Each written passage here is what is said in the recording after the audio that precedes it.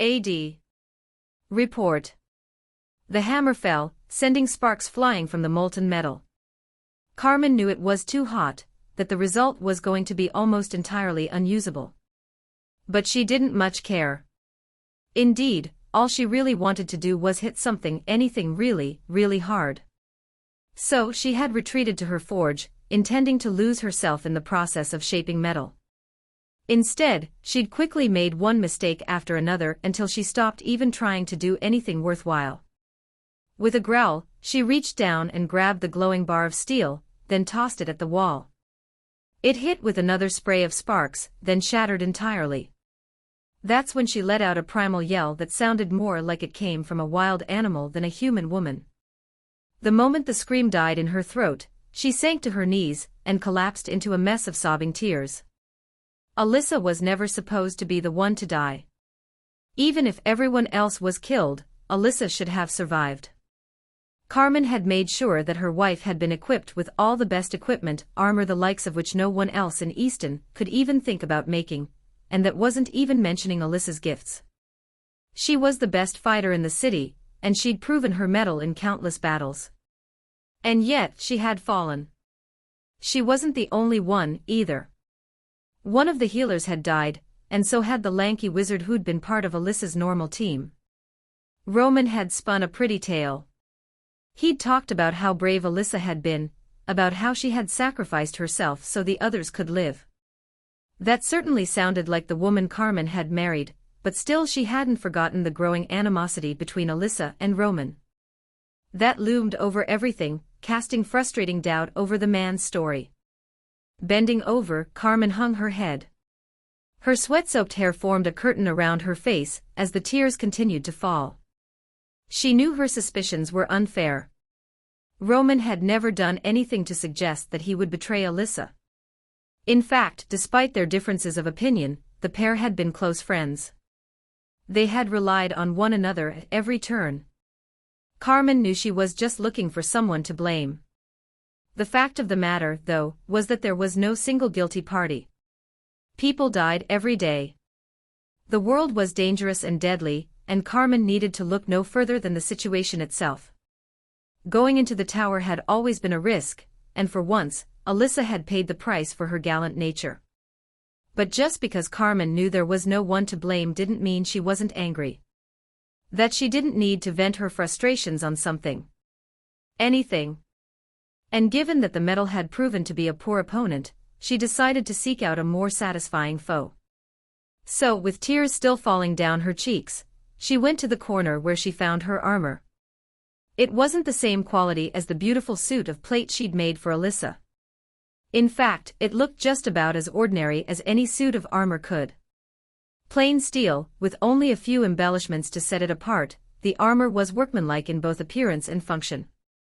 It suited Carmen perfectly, and she donned it with grim determination. Once she'd strapped the various pieces into place, she retrieved a giant, two-handed hammer from the storeroom. Like her armor, it didn't look like anything special. Indeed, it had a crude, almost unfinished look about it. But also like her armor, it was well-crafted, and its quality exceeded any of her creations, aside from the gear she'd made for Alyssa. Thus armed and armored, Carmen grabbed a rucksack, then headed to the nearby home she'd shared with Alyssa and her son. Miguel was staying with friends for the night, so the house was deserted. Confronted with that emptiness, Carmen once again felt on the verge of breaking down. The years after the world's transformation hadn't been easy, but as a family, they'd shared plenty of happy times, especially in that house. Now it was empty, and it would never feel full again. Forcing her emotions aside for the moment, Carmen gathered some provisions, just a few bottles of water, and the dried meat Alyssa had always favored for when she went on her patrols. Once she'd taken care of her supplies, she set off for the gate. When she got there, the pair of guards tried to caution her against going out alone, but one glare was all it took for them to back down. So soon enough, Carmen was trekking down the well-trodden trails in the surrounding wilderness. At first, she had no real notion of where she was going. She just wanted to find something to kill. But in the back of her mind, she knew precisely where she was destined to end up. And hours later, she stood in front of the derelict building she'd once called home. It had already been picked clean, and in the 2 years since it had been inhabited, the surrounding wilderness had reclaimed the single-story house. But it was still recognizable enough that Carmen couldn't look at it without tearing up again. She probably would have stayed longer if it wasn't for the massive creature charging down the street at her. On the most basic of levels, it was a brown bear. However, like most of the local wildlife, the world's transformation had turned it into something else. Something bigger, faster, and far deadlier. Fortunately for Carmen, she'd changed too. Even as the monster charged at her, drool flying from its slavering jaws, Carmen pulled the massive hammer from her shoulder. For her first 10 levels after Earth had been touched by the World Tree, Carmen had put every free point into strength. And that attribute had been further enhanced after she'd gained her blacksmith class. So, even though the hammer weighed north of 100 pounds, she handled it like it was as light as a feather. The bear monster closed with frightening speed, and if Carmen hadn't been so enveloped by her own grief and rage, she might have succumbed to fear. That wasn't what happened, though. Instead, she met the charging bear with a sweeping attack reminiscent of a softball swing, and the huge chunk of steel at the end of the hammer took the mutated animal directly in the face. Carmen experienced a deep sense of satisfaction when she felt bones crunch under the blow. The bear stumbled, though its mass and momentum were so great that it still tackled her to the ground. Fortunately, her attack had shattered its jaw, so it couldn't bring its most potent weapons to bear. It still had claws, though. So Carmen dropped her weapon. It was useless when she was buried beneath 1,000 pounds of pissed-off ursine, and locked her own meaty hands around its wrists. Thus began a contest of strength. Woman against monstrous bear. And for a moment, it looked like the bear might come out on top. Then, Carmen regained her leverage, and suddenly, the bear was losing. With a great heave, she flipped the creature onto its back and rolled atop it.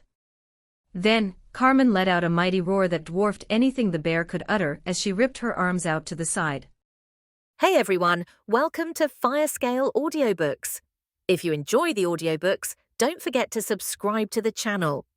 If you'd like to support us further, consider becoming a Patreon member. As a member, you'll gain the ability to request the next part of a novel audiobook I've uploaded, depending on your Patreon tier. More bones cracked as the bear's joints couldn't handle the stress. It whimpered, suddenly aware of its own vulnerability. If Carmen had let it, the thing would have run. But she hadn't come out into the wilderness to wrestle bears. She'd come to kill something. So, without further ado, she cocked her arm back, curled her fingers into a fist, and commenced with transforming her wishes a reality. Over and over, her gauntlet fists descended, and slowly, she pummeled the monster's face into a bloody pulp. At first it squirmed as it tried to escape, but soon enough, even that struggle fell away. At some point, Carmen had stopped attacking a living monster, instead transitioning into beating a dead bear's corpse. But still she persisted, screaming and growling and crying all the while. It did no good, though. Her frustration and grief remained as poignant and powerful as ever. When she pulled away, her knuckles were sore and bloody beneath her armored gauntlets, and one of her hands was probably broken. Her one-sided attribute allocation meant that her constitution couldn't really hold up to her strength.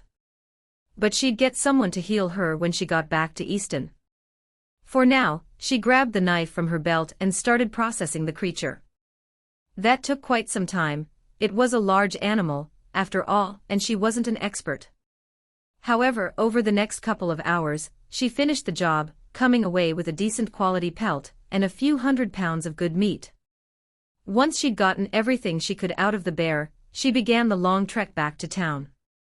Along the way, she had to fight 2 more times, though nothing as menacing as the bear, and when she finally returned to Easton, she'd added a significant amount of meat to her haul.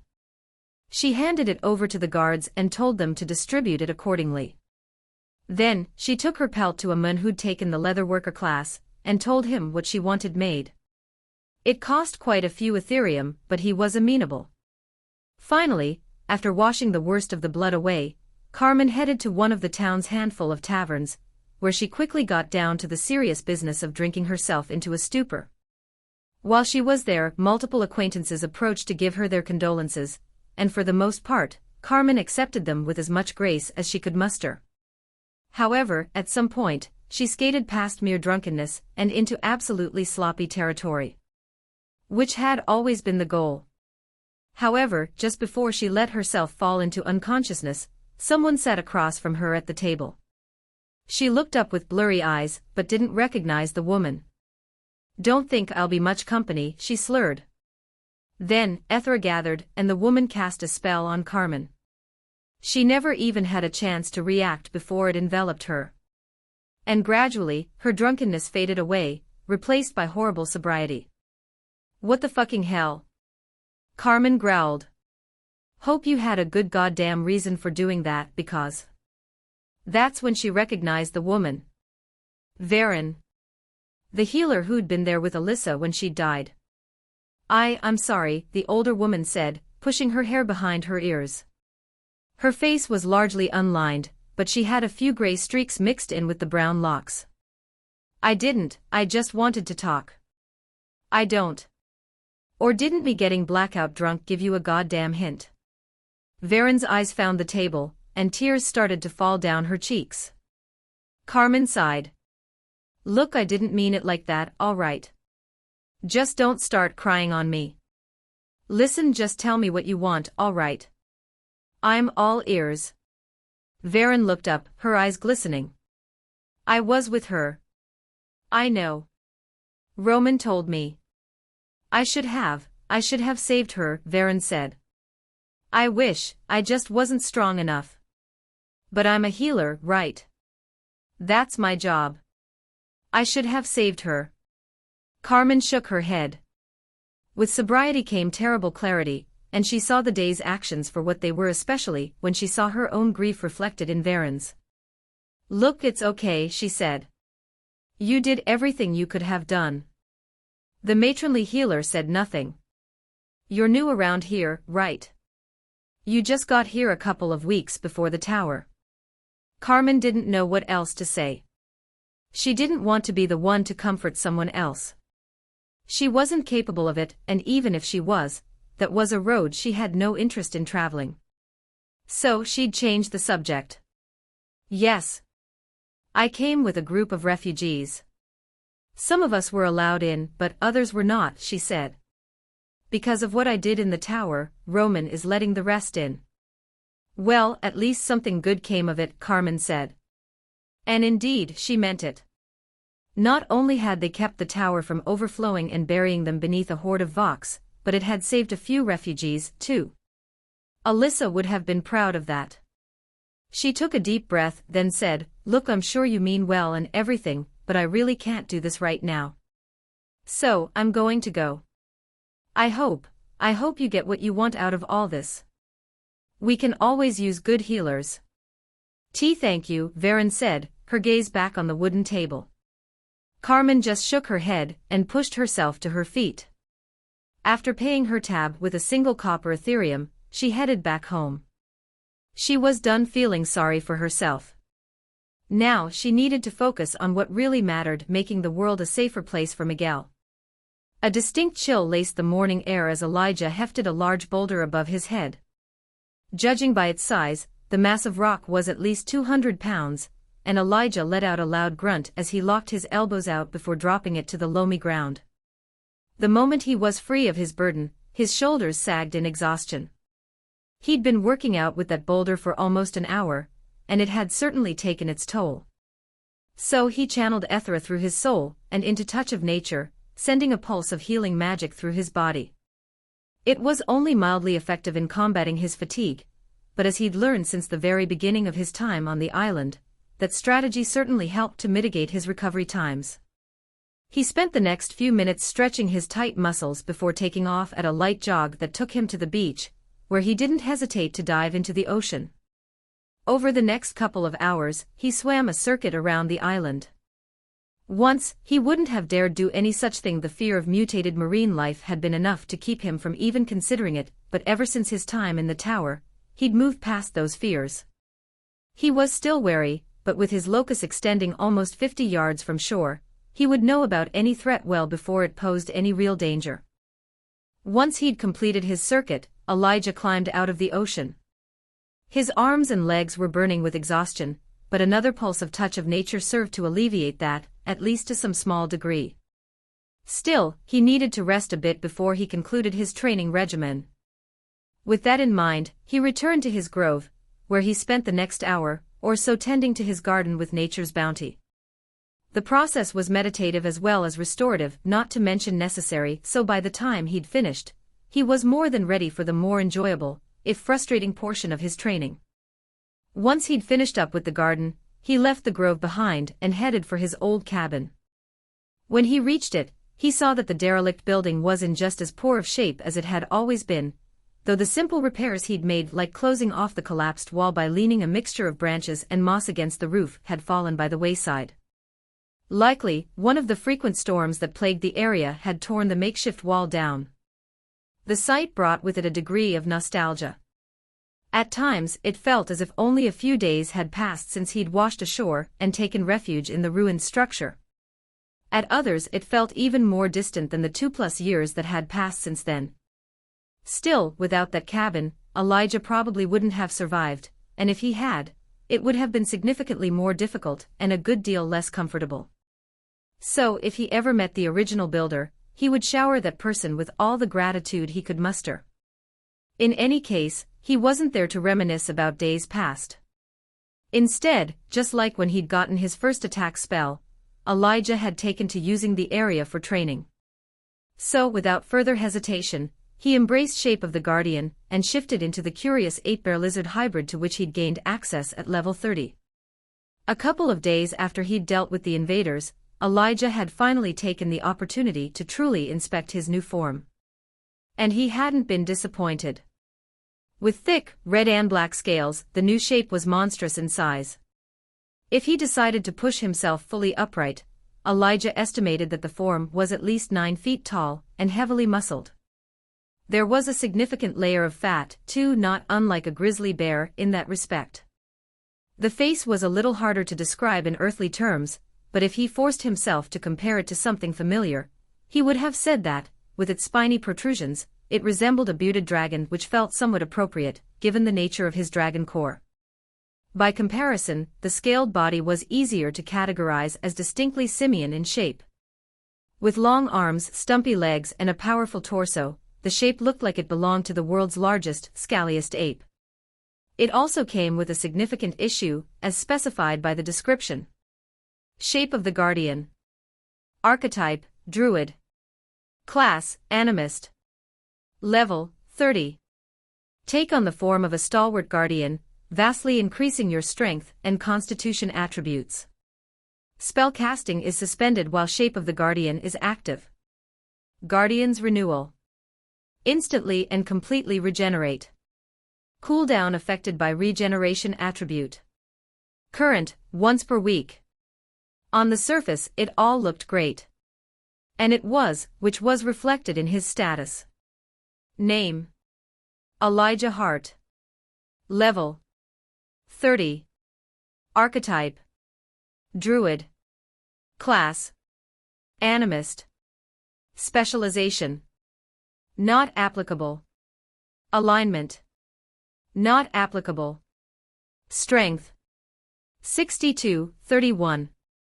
Dexterity: 40-30. Constitution: 72-31. Ethera: 39. Regeneration: 53-33. Attunement: Nature. Cultivation stage, Cultivator. Body. Core. Mind. Soul. Wood. Hatchling. Opal. Neophyte. After reaching level 30, Elijah had been happy to find that his limit for augmentations had increased to 3, not including one with nature or essence of the wolf. So he could keep essence of the monkey, essence of the boar, and aura of renewal active at all times, which he did. However, even with essence of the monkey increasing his dexterity by 10 points, there was a huge disparity between his power and coordination. So, while he was capable of incredibly rapid movement, he had difficulty controlling himself. The disparity was especially difficult to endure after spending so much time, with his balance of attributes skewing more towards immense coordination.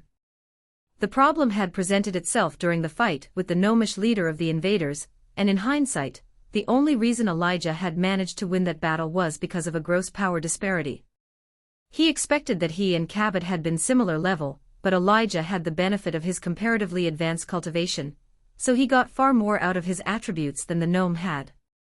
Couple that with the overpowered nature of shape of the Guardian, especially with Guardian's renewal effectively bringing him back from the brink of death, and it wasn't difficult to understand how he'd won. But it definitely hadn't been skill that saw him through to victory, because as Elijah had discovered every time he tried to use shape of the Guardian, he was incredibly clumsy in the new form. It was an issue he was determined to remedy. Thus, he'd quickly incorporated it into his training regimen. He'd made some progress, but he knew he had a long way to go. So, he quickly got to it. In his experience, nothing built hand-eye coordination quite like juggling, so Elijah had gathered a multitude of rocks for just that purpose. They weren't identical or anything, not like juggling balls usually were, but that worked in his favor. Or rather, it made things much more difficult, which in turn, made the exercise that much more effective. Still, it was a frustrating experience, and more than once, he'd used his incredible strength to chuck rocks off into the distance. But he persisted, as much out of a stubborn refusal to give in to the limitations of the form, as it was due to a desire to improve. Either way worked, but it definitely made for a very different mindset. For almost 2 hours, Elijah kept at it until he'd finally had enough. Then, he moved on to engaging in various agility drills he'd learned over the years playing sports. These were slightly easier, because he could ride a wave of momentum until completion. However, he tried to vary things just enough to throw off his own rhythm, so that he forced himself to learn to control his body better. Once he was finished with that, Elijah shadowboxed. He'd engaged in the drill often enough in the past that it should have come easily to him, but due to the disparity between his strength and dexterity, as well as the odd anatomy of the form, it was much more difficult than it should have been. However, just like with the juggling, he persisted through the frustration, hoping that so long as he kept at it, he would learn to deal with the imbalanced attributes. By its very nature, the form would never be particularly coordinated. That was an inescapable fact. And yet, Elijah hoped that repetitive practice would help him to work around the lack of coordination at least enough that he could control his bulky body. Because, as it was, he had trouble even running in anything but a straight line, which meant that he would be a sitting duck for any agile foe. After a little more than an hour of shadowboxing, Elijah finally arrived at the most hated part of his workout. At one point, he'd enjoyed yoga. There was something meditative about it that had always given him a sense of peace. But in his guardian form, the practice was far too frustrating to allow for anything even approaching that lofty state. If anyone else would have been there, they would have probably gotten a good giggle out of watching a 9-foot-tall ape lizard trying to contort itself into various yoga poses. Elijah could acknowledge that it probably looked incredibly silly. However, as he tried to wrangle his body into each position, his frustration continued to mount until, at last, he'd had enough. With a bestial roar, he launched himself from the warrior pose and into a nearby tree. His foreclaw swept out, destroying the trunk of the tree in an explosion of splinters. He watched as the tree tipped over, then fell. Slowly, his anger faded until, at last, his mind stilled to the point that he could make sense of what he'd just done. Ever since he'd gained shape of the predator, Elijah had known that his forms came with appropriate instincts. As a mist panther, it had manifested almost immediately when he'd lost himself in hunting a hare. Later, he'd nearly lost his humanity altogether in the primordial forest. And presumably, the scaled panther form that the shape had become when he'd attained his dragon core would show similar tendencies. It was the form of a hunter, and once he assumed that shape, his instincts followed suit. Now, the guardian shape had shown its own colors. It was a stalwart, powerful beast, but he could easily envision a scenario where he lost himself to its ferocity. He'd have to keep that in mind, lest he do something he'd regret. Like knocking down a perfectly innocent tree. or killing an annoying person. With a bestial sigh, Elijah let the form drop. He'd had enough training with the scaled ape form. Instead, he needed to work on something he'd put off for far too long. In the Sea of Sorrows, he had been deprived of his predator form. As a result, he'd been forced to fight as a human, which had put him at a distinct disadvantage, not least because his attributes were distinctly inferior in his natural shape. However, it was also because, until that point, he'd relied on his Miss Panther form in almost every physical confrontation. So he just wasn't used to fighting as a human. And certainly, he'd gotten by, but during those long days, he'd made a vow to himself to remedy his situation through training. Thus, he'd decided to practice with his staff. He knew that, if he ever had to fight someone like Cabot in his human form, he'd never come out on top. He just didn't have the attributes or abilities to do that. But he hoped to develop his technique to the point where he could at least hold his own long enough to bring his various spells to bear. The problem with that was that he had almost no experience fighting with a staff, and as a result, when he decided to train, he felt like a little kid swinging a stick around. Which wasn't so far from the truth, really. The only difference was that, with at least some fighting experience, he had some notion of what might work. So, over the past week, he'd developed a few drills so he could practice strikes and blocks while incorporating some boxing footwork. Was it perfect? Far from it. But it was the best he could do with the resources he had. So, as the sun dipped toward the horizon, Elijah occupied himself with flailing his staff around. He tried to maintain some semblance of discipline and technique, but the results were, at best, mixed. Still, he kept at it until night finally fell. As darkness enveloped the forest, Elijah returned to the grove, where he made another circuit of his garden and the trees that constituted his ancestral circle while flaring nature's bounty. Finally, he ended his day with a meal of berries and fish and mushroom stew.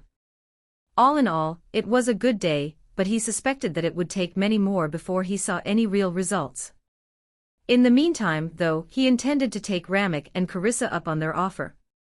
He'd already bound the weapons together with some of his homemade cordage. He wasn't going to waste the looted rope on something like that, and he planned to head to Arnshore at first light.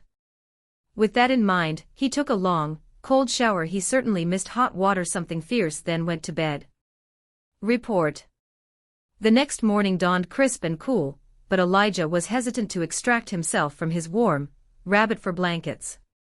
Still, he was a creature of habit, and he had many tasks to accomplish before heading to Arnshore. So he groaned as he threw the comfortable bedding aside and pushed himself to his feet.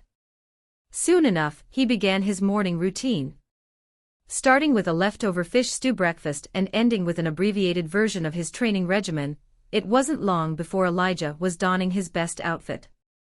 It was a toga, just like the one he'd worn for the first meeting, but the stitching was a little tighter, and the fit a little better. Still, he knew he was never going to be much of a tailor, which highlighted one of his goals for the day. If he did nothing else, he intended to purchase some proper clothing. To that end, Elijah found the little basket where he kept his pilfered Ethereum, and dumped it all in one of his homemade satchels. Then, he gathered the looted weapons in an awkward bundle before heading to the beach where the invaders' incursion had begun. The rowboats were all exactly where he'd left them, so he selected the sturdiest one and shoved it into the surf. The water was frigid, but Elijah had grown used to it during his daily swims, so it was only mildly uncomfortable. Likely, that had as much to do with his constitution as it did his routine. In any case, he pushed the small vessel out to sea, then hopped inside and started rowing across the strait.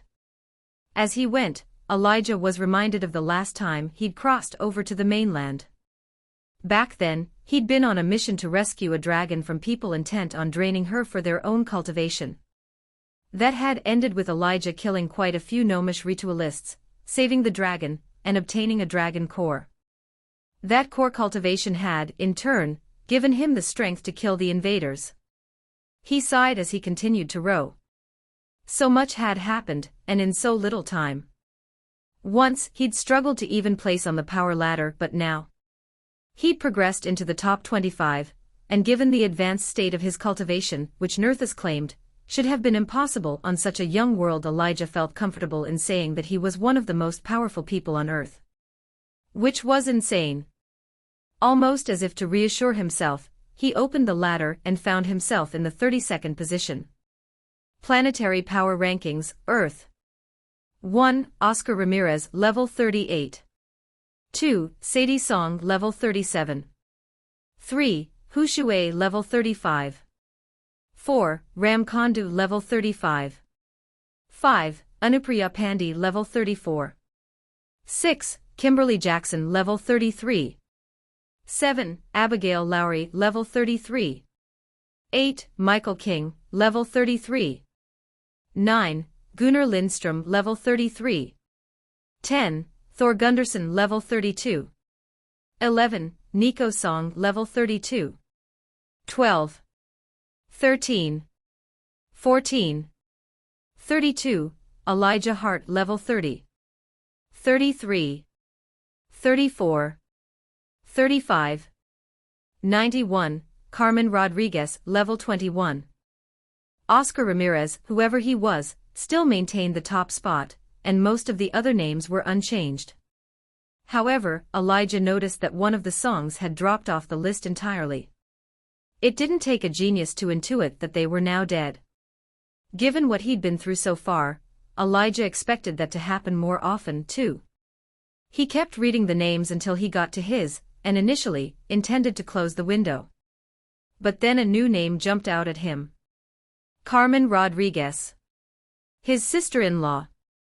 The oars came to a stop, and as he stared at that line, the boat just drifted back and forth in the gentle current. Carmen was alive. But what did that mean? Surely, she wouldn't have let anything happen to his sister. Definitely not to Miguel. In fact, if something had gone wrong with Elijah's nephew, he felt confident that Carmen would have descended into apathy or, in a worst-case scenario, suicidal thoughts. No, if Carmen was alive, then the rest of her family and by extension, Elijah's had to have made it as well. A broad grin spread across his face as he realized just how much he'd dreaded finding out his family's fate. Now he knew. He just knew that Alyssa and Miguel were okay, and that made everything so much easier. So, with that buoying his mood, he resumed his rowing, propelling the little rowboat across the strait. Still, it took quite some time to cover the distance, so he had plenty of opportunity to think. Mostly, his thoughts centered on Alyssa, Carmen, and Miguel, and he found himself wondering how they had survived. Had they formed a community with other survivors outside of Seattle? Or had they gone into the city itself? More, what classes had they gotten? Miguel was only 10 years old by Elijah's calculation, at least, but had he gotten an archetype when the world had transformed? Elijah had no answers to any of his questions, but he couldn't help but ask them in his own mind. And like that, he eventually found himself completing his journey and approaching the Ironshore docks. They weren't terribly impressive, at least compared to what Elijah had seen in the old world. However, they were functional enough, and the long docks seemed capable of berthing at least a half-dozen of the whaling ships he'd seen sailing from the small city. Elijah navigated to one of the shorter docks, keenly aware of all the people, mostly gnomes, dwarves, and goblins, watching his every move. Someone called out to him, but he ignored whoever had shouted. Instead, he pulled up to the dock, then used a rope attached to the rowboat to tie off. Then, he reached down and heaved the bundle of weapons onto the wooden planks. They landed with a thud, but Elijah paid the sound little attention. Instead, he was prepared to shift to his guardian form at a moment's notice. His caution proved unnecessary, because only a few moments after he'd landed, a small figure even for a gnome, he was minuscule, scurried in his direction. When he got close, he nervously smoothed his long mustaches and said, "Welcome, Protector of the Grove, to our humble town." He bowed deeply. "I have sent for Overseer Ramek. I am Euban, the dockmaster." "Good to meet you, Euban," Elijah said, climbing out of the boat. His bare feet slapped against the dock, reminding him that he wasn't wearing any shoes. The lack certainly hadn't been a problem back on his island, but now, with every passing second, he grew distinctly more aware of his state of dress. By comparison, Euban wore what Elijah would have classified as Victorian garb. The cut was a bit wrong, and his wide-brimmed hat reminded him of a bolero, but it somehow fit the aesthetic. In any case, Elijah's homemade toga was, in a word, shabby to the point of being classified as rags. Which it kind of was, considering that he'd made the garment from repurposed ritualists' robes. Whatever the case, that was an issue that had contributed to his decision to visit Ironshore in the first place. Hopefully, he could find replacement clothing and much more while he was in town. "You don't have to use that whole Protector of the Grove stuff," he said. "Just call me Elijah." "Oh, okay," said the nervous gnome. "Elijah." After that, the little gnome tried to make nervous small talk, but he was obviously too anxious to succeed. So Elijah tried his best to seem welcoming and kind, but with his lack of social interaction over the past couple of years, he was certainly out of practice. He was nearly certain that the smile he meant to be reassuring came across as a little demented. As a result, it was with some degree of relief that he saw a familiar face when Ramek approached. Elijah nodded to him and said, "I brought your weapons. What'll you give me for them?"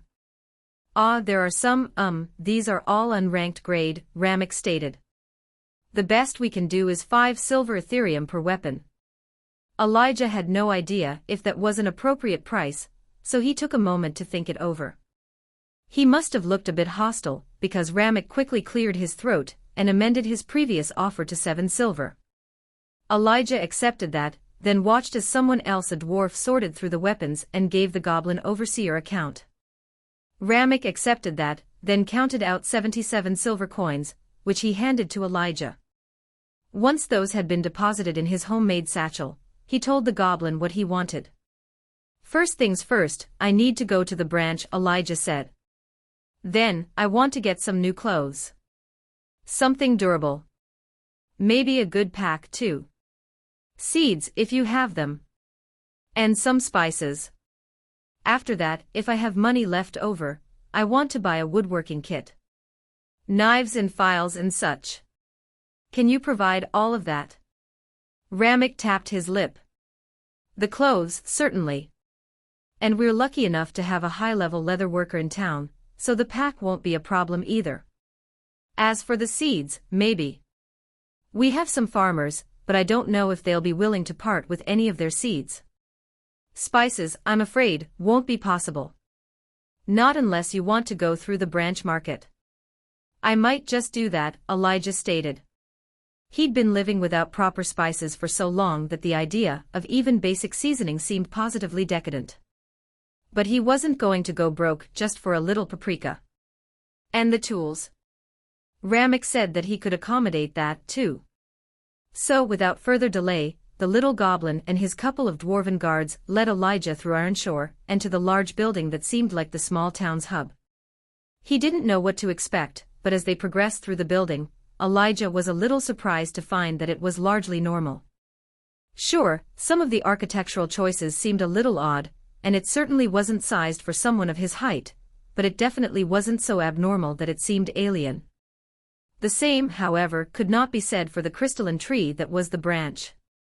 "It's beautiful," he muttered to himself, wide-eyed as he took it in. Ramek asked, "Is this the first time you've seen one?" "It is.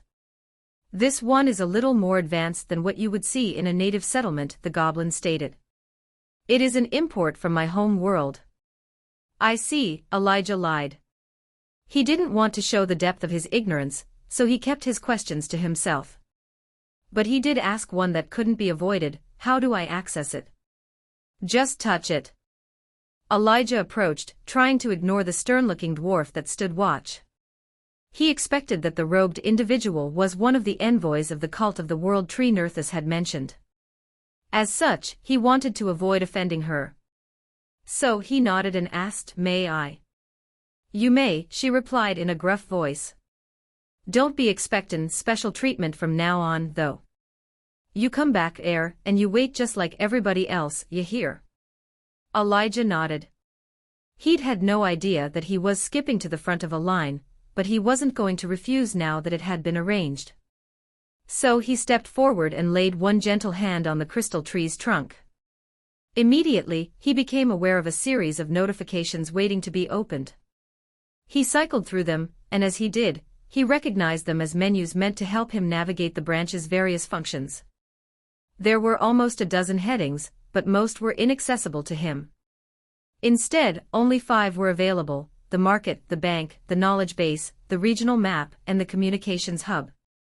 The first destination was the bank. From Nerthus, he knew that each time he'd killed something, the system had marked him for reward. And the bank was where he could access those rewards. Copper, silver, gold, platinum. 321. 92. 11. 0. Can I deposit the coins I already have into the bank? Elijah asked, glancing in the envoy's direction. You may. Simply think it, and the branch will transfer any coins you have on your person to the bank.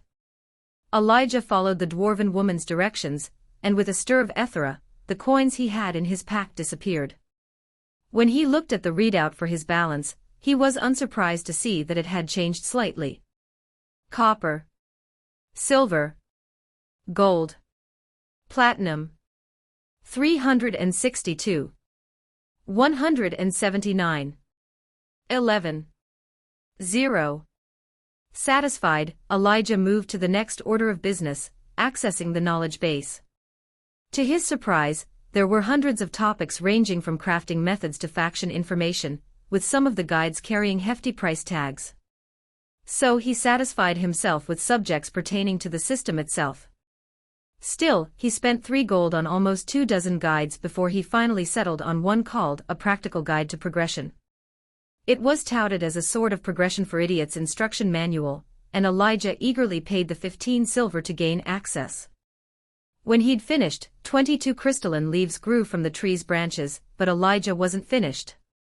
He still wanted to check out the market, the regional map, and the communications hub. The last, he hoped, might give him some insight into where his sister might have ended up. As it turned out, all 3 topics were largely useless for him. The regional map only showed one other settlement, and it was almost 200 miles away. It was also the only accessible target for communications. The market was a little better, but Elijah held off on buying any of the few items available to him.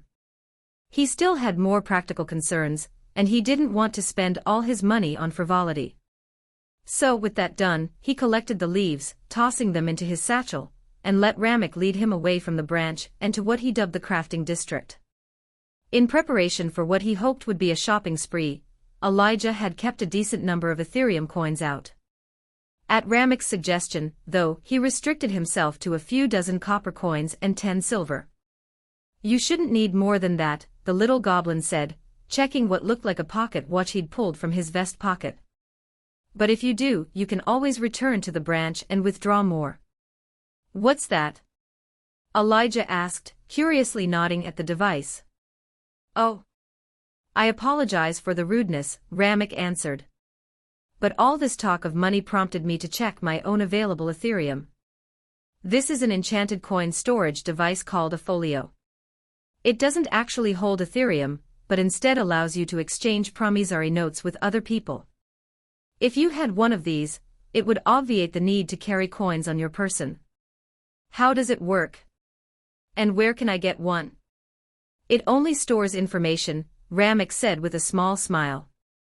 It maintains a thin connection to the branch, allowing one to transfer wealth without physically exchanging coins. Like a credit card, Elijah reasoned. It sounded remarkably similar, and just as convenient as his old debit card. I have no idea what that is. Sorry. My world before all this had a similar system. Though we used a different currency. Ah. I see. As to where you might acquire a folio, I can show you to an appropriate tinkering shop. You will still have to get it paired to your personal bank, and it likely won't be inexpensive. Oh. Okay, Elijah said, already preparing himself to do without. He had no real notion of how much his money was really worth, but he couldn't imagine that it was a lot. So he moved on to the next subject, asking, so, what about clothes? I don't know if you noticed, but I'm kind of wearing rags here. He tried to soften the statement with a slight grin, but Ramek still went a little greener than normal as his eyes found the persistent blood stains on Elijah's toga. He'd scrubbed the cloth as well as he could manage, but blood tended to be quite difficult to wash away. He'd also hoped that the cloth's dark material would hide it. Clearly, he'd been wrong.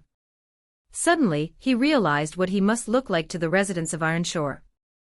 In the beginning, he'd hoped that most of them would be ignorant of his exploits, but judging by the fearful looks that had followed him since his arrival in the small town, that just wasn't the case.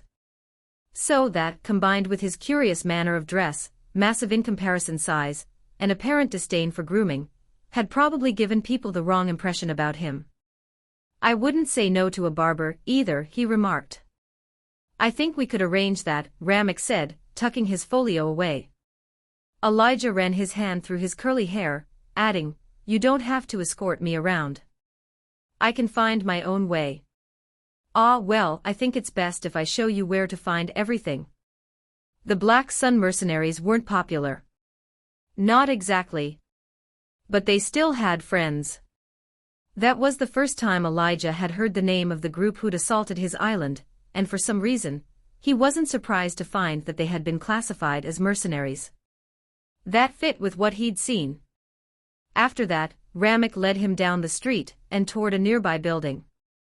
Elijah had spent some time exploring the small city in his predator form, but in the light of day, everything looked so much nicer. But then again, he'd been a little distracted by his mission to rescue the dragon the last time he'd been in Ironshore. In any case, he was pleasantly surprised by how clean and orderly the little town was. It really did look like a mix of a settlement out of an old western and something he'd see in a modern fantasy movie.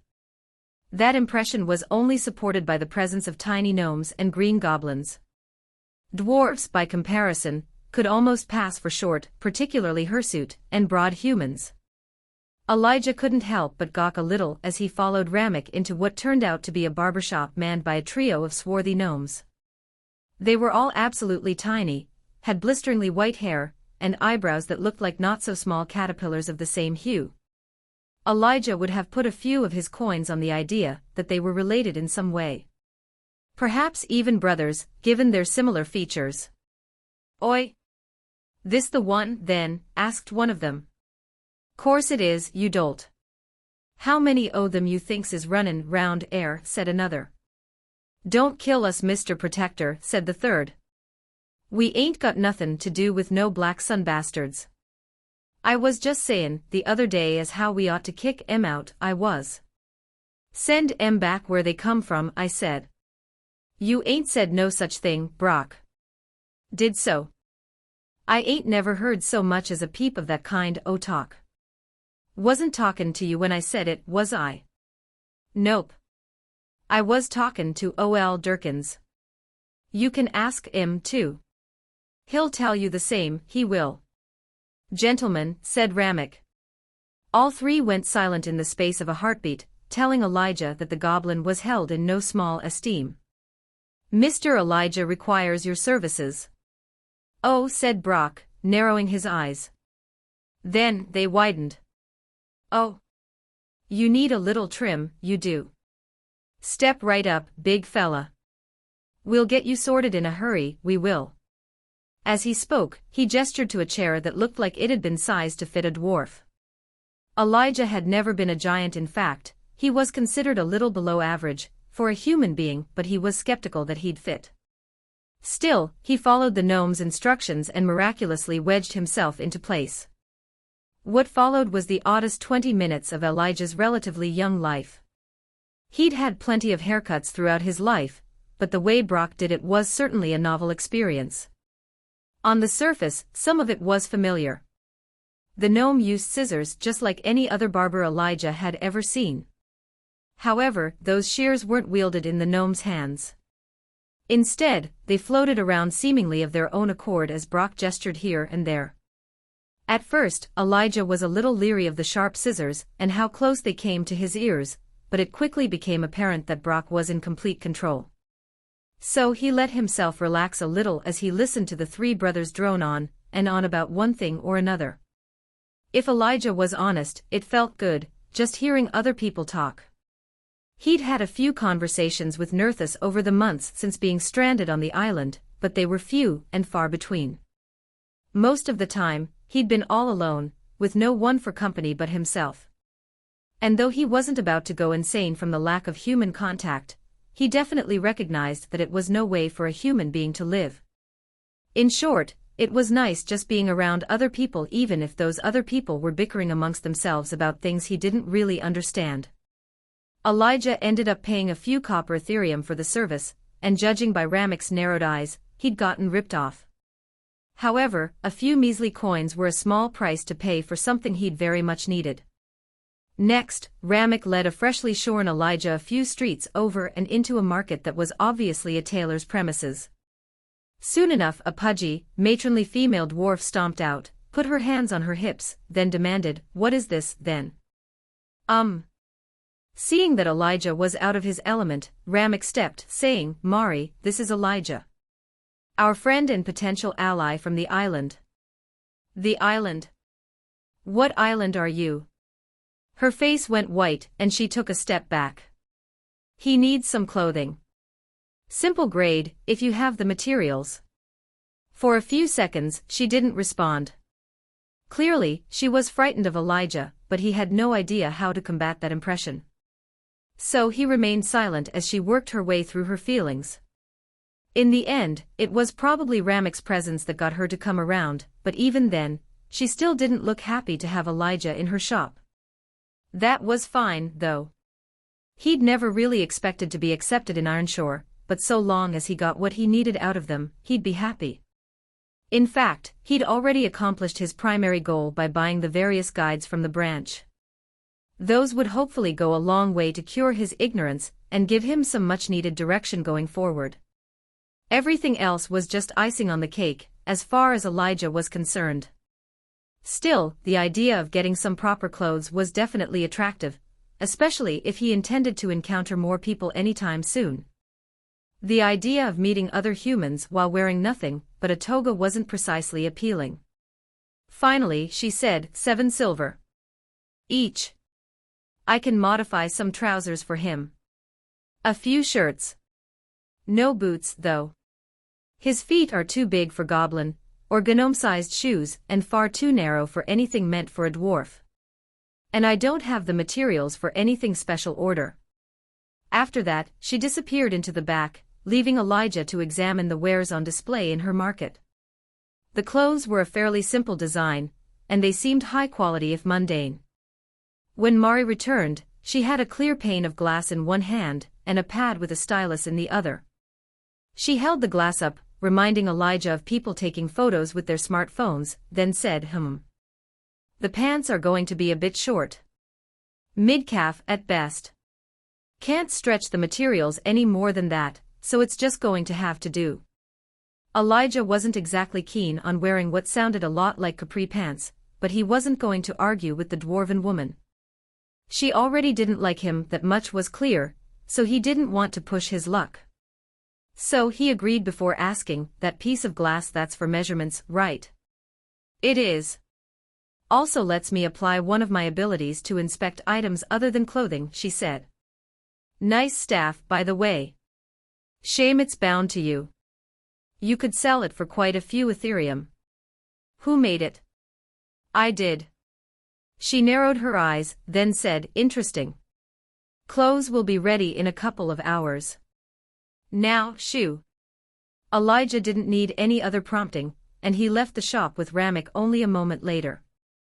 Their next stop was a leatherworker who sold Elijah a miraculous pack that could hold almost twice as much as its exterior would suggest it was capable of holding.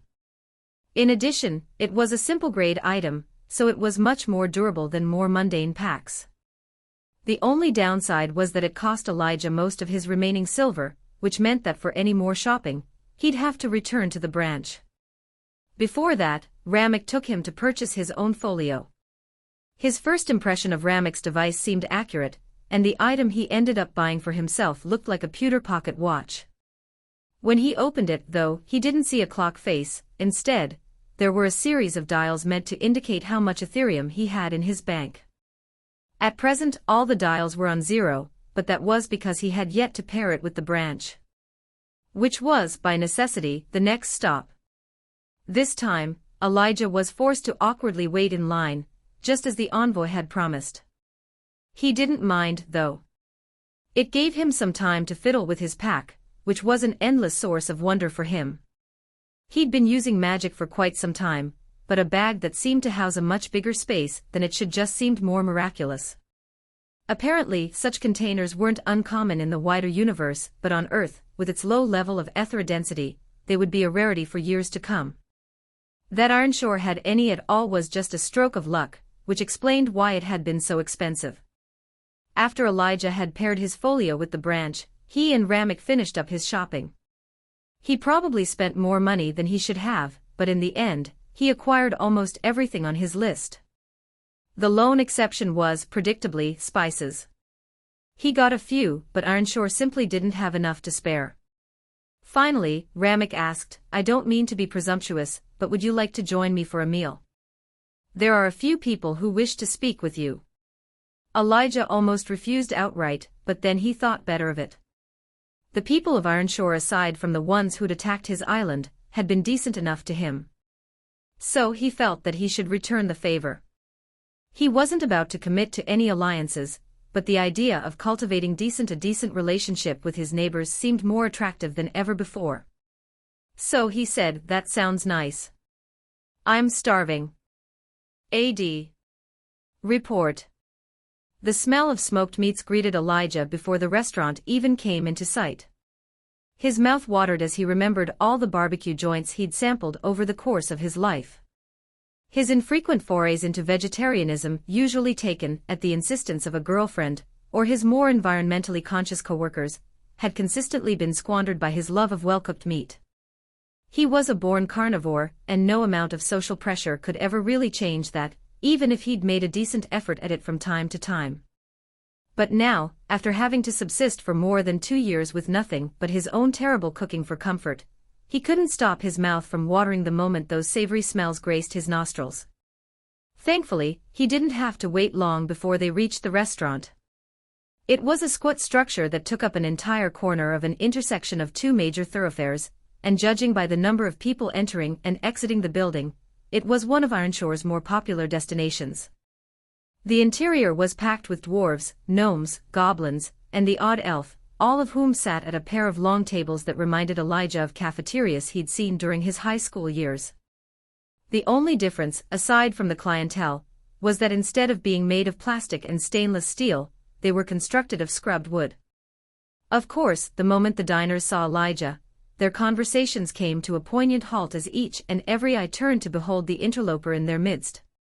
Ramek seemed to have anticipated this, and he quickly led Elijah across the main room, and to a private dining area.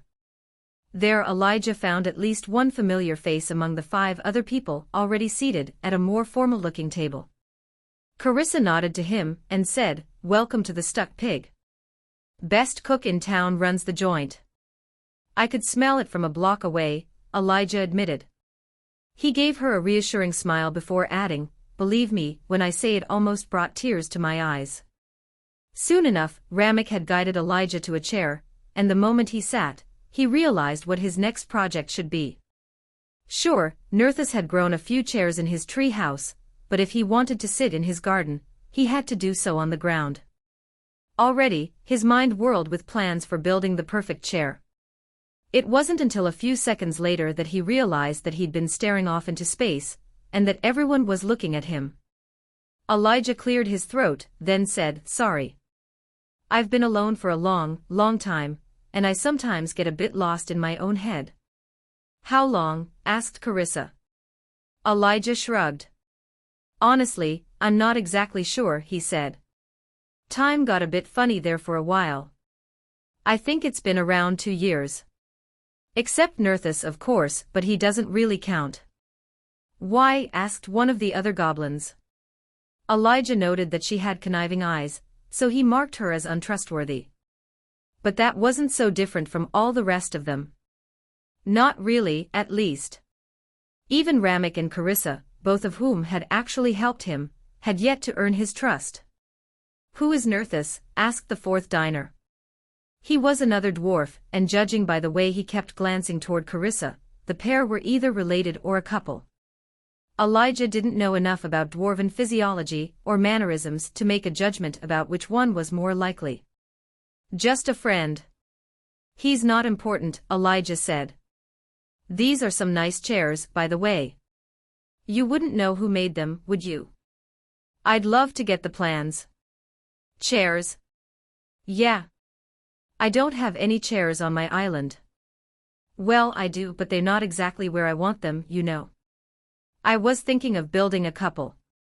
Everyone needs a hobby, I guess, and I suppose I could make chairbuilding mine. Though after I finish one chair, I don't know if I'll want to build more. That's the ticket, I think. Figuring out what you want to keep doing, I mean. I keep trying to fill my time with different things, but after doing it once, I'm done with it. Like when I made my soap. It was a fun and diverting project, but I don't think I ever really want to do it again." Everyone just stared at him like he'd grown a third ear. But unlike with Sarah the dragon, Elijah hadn't just started running off at the mouth on accident.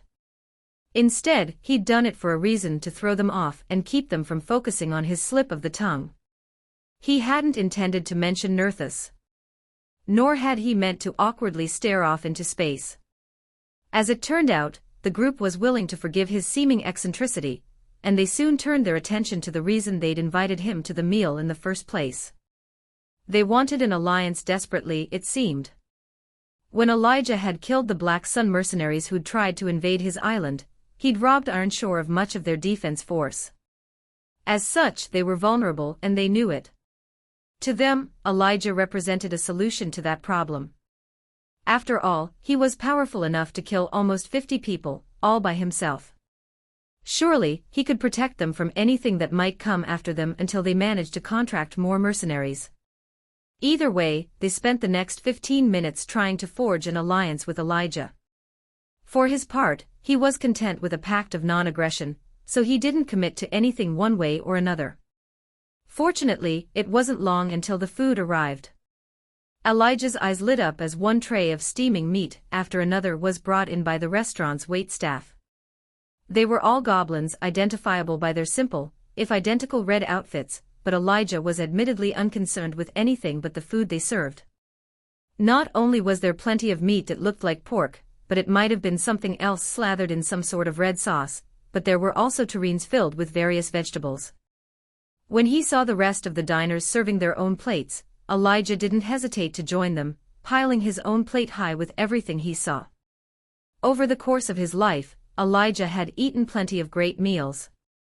From the simple, like the home-cooked meals he'd once enjoyed with his family, to the borderline ostentatious, like eating at five-star restaurants in celebration of special occasions, he'd enjoyed some of the best Earth had to offer.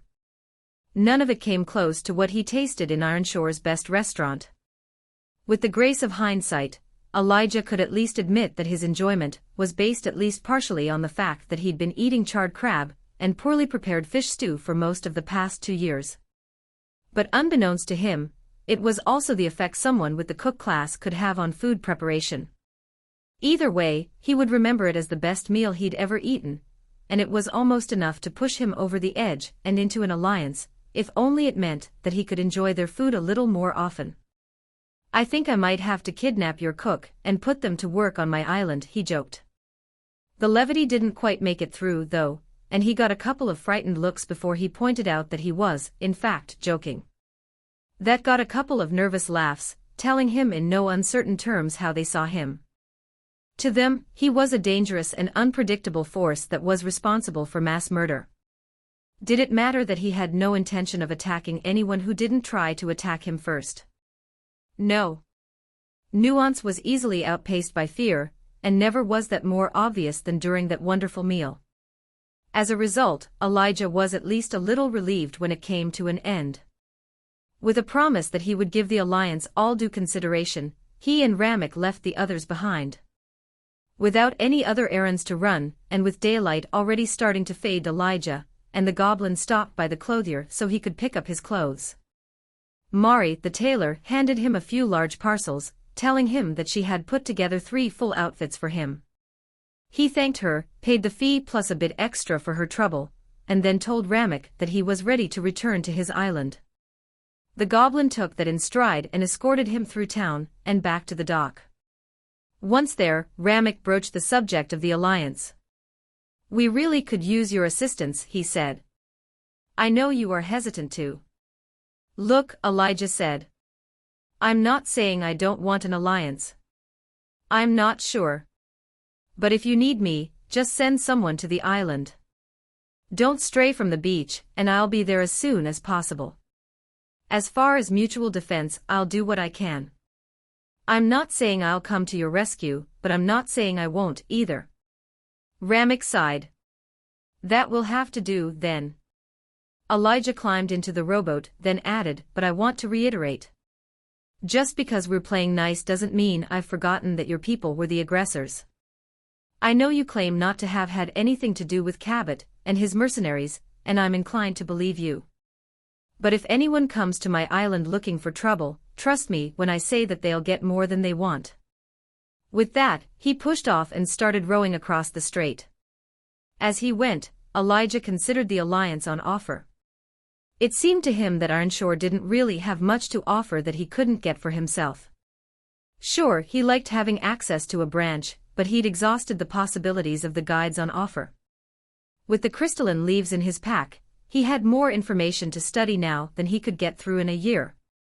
And he'd gotten everything else he needed for the time being. So why would he ally himself with them, except as an expression of social responsibility? Could he sit idly by and watch them overrun by some unnamed enemy? What if the Vox attacked them? Or some pack of dangerously mutated animals? Or worse, another settlement? No. Elijah knew himself well enough to recognize that he couldn't do that. Did that make him some doomed white knight? Maybe. It certainly wasn't conducive to self-preservation. However, he simply didn't want to be the sort of person who could stand by and watch people being killed for no other reason than because he couldn't find any reason to intervene. If he could help, he would. Basic decency dictated at least that much commitment. But he had no intention of committing to some sort of official alliance. More than anything, he wanted to be left alone at least until he didn't, and the best way to do that was to keep to himself and maintain a sense of danger that would hopefully keep the people of Ironshore away. With that in mind, Elijah crossed the strait, arriving back on his island just before the sun settled below the horizon. Report. The crystalline leaf glittered in the faint light of Elijah's treehouse, but he was no longer fascinated by the thing's structure. It was just an information delivery device, little different from a book, and as such, he was far more interested in the knowledge it contained. Figuring out how to use the leaves had taken Elijah a few hours, and it was only when Nerthus stepped in to explain it that he'd managed to unlock the information stored within. Looking back, Elijah should have figured it out on his own. The idea to simply inject a bit of Ethera into the item, much as he would with one of his spells, wasn't complicated. However, after returning from Ironshore, he was emotionally exhausted, and he'd let that affect his thought processes. Once Nerthus had stepped in, though, his mood improved, and he set about learning everything he could. Like everything else in the New World, the leaves were tied to the system, and as such, they sent information directly into his mind, opening windows not unlike his notifications, that he could read at his own pace. "I might have overdone it with the guides," he muttered to himself, tossing the glittering leaf onto his bed and lying back. So far, he'd only made it through a single one, and even then, he hadn't absorbed half the information he probably should have. Despite his experience with academia, Elijah had never enjoyed studying. He could do it, as evidenced by the degrees he'd earned, but it was always an exercise in frustration. The first leaf he'd chosen to read was, predictably, the one dedicated to giving an overview of progression, and at the most basic level, he understood it well enough. Still, he looked at the page still hovering in his mind. Whether they are warriors or crafters, scholars or mages, each person is subject to the divine system, which eases the burden of progression and provides an easily quantifiable means of tracking and guiding an individual's strength. The generally accepted tiers of power are as follows.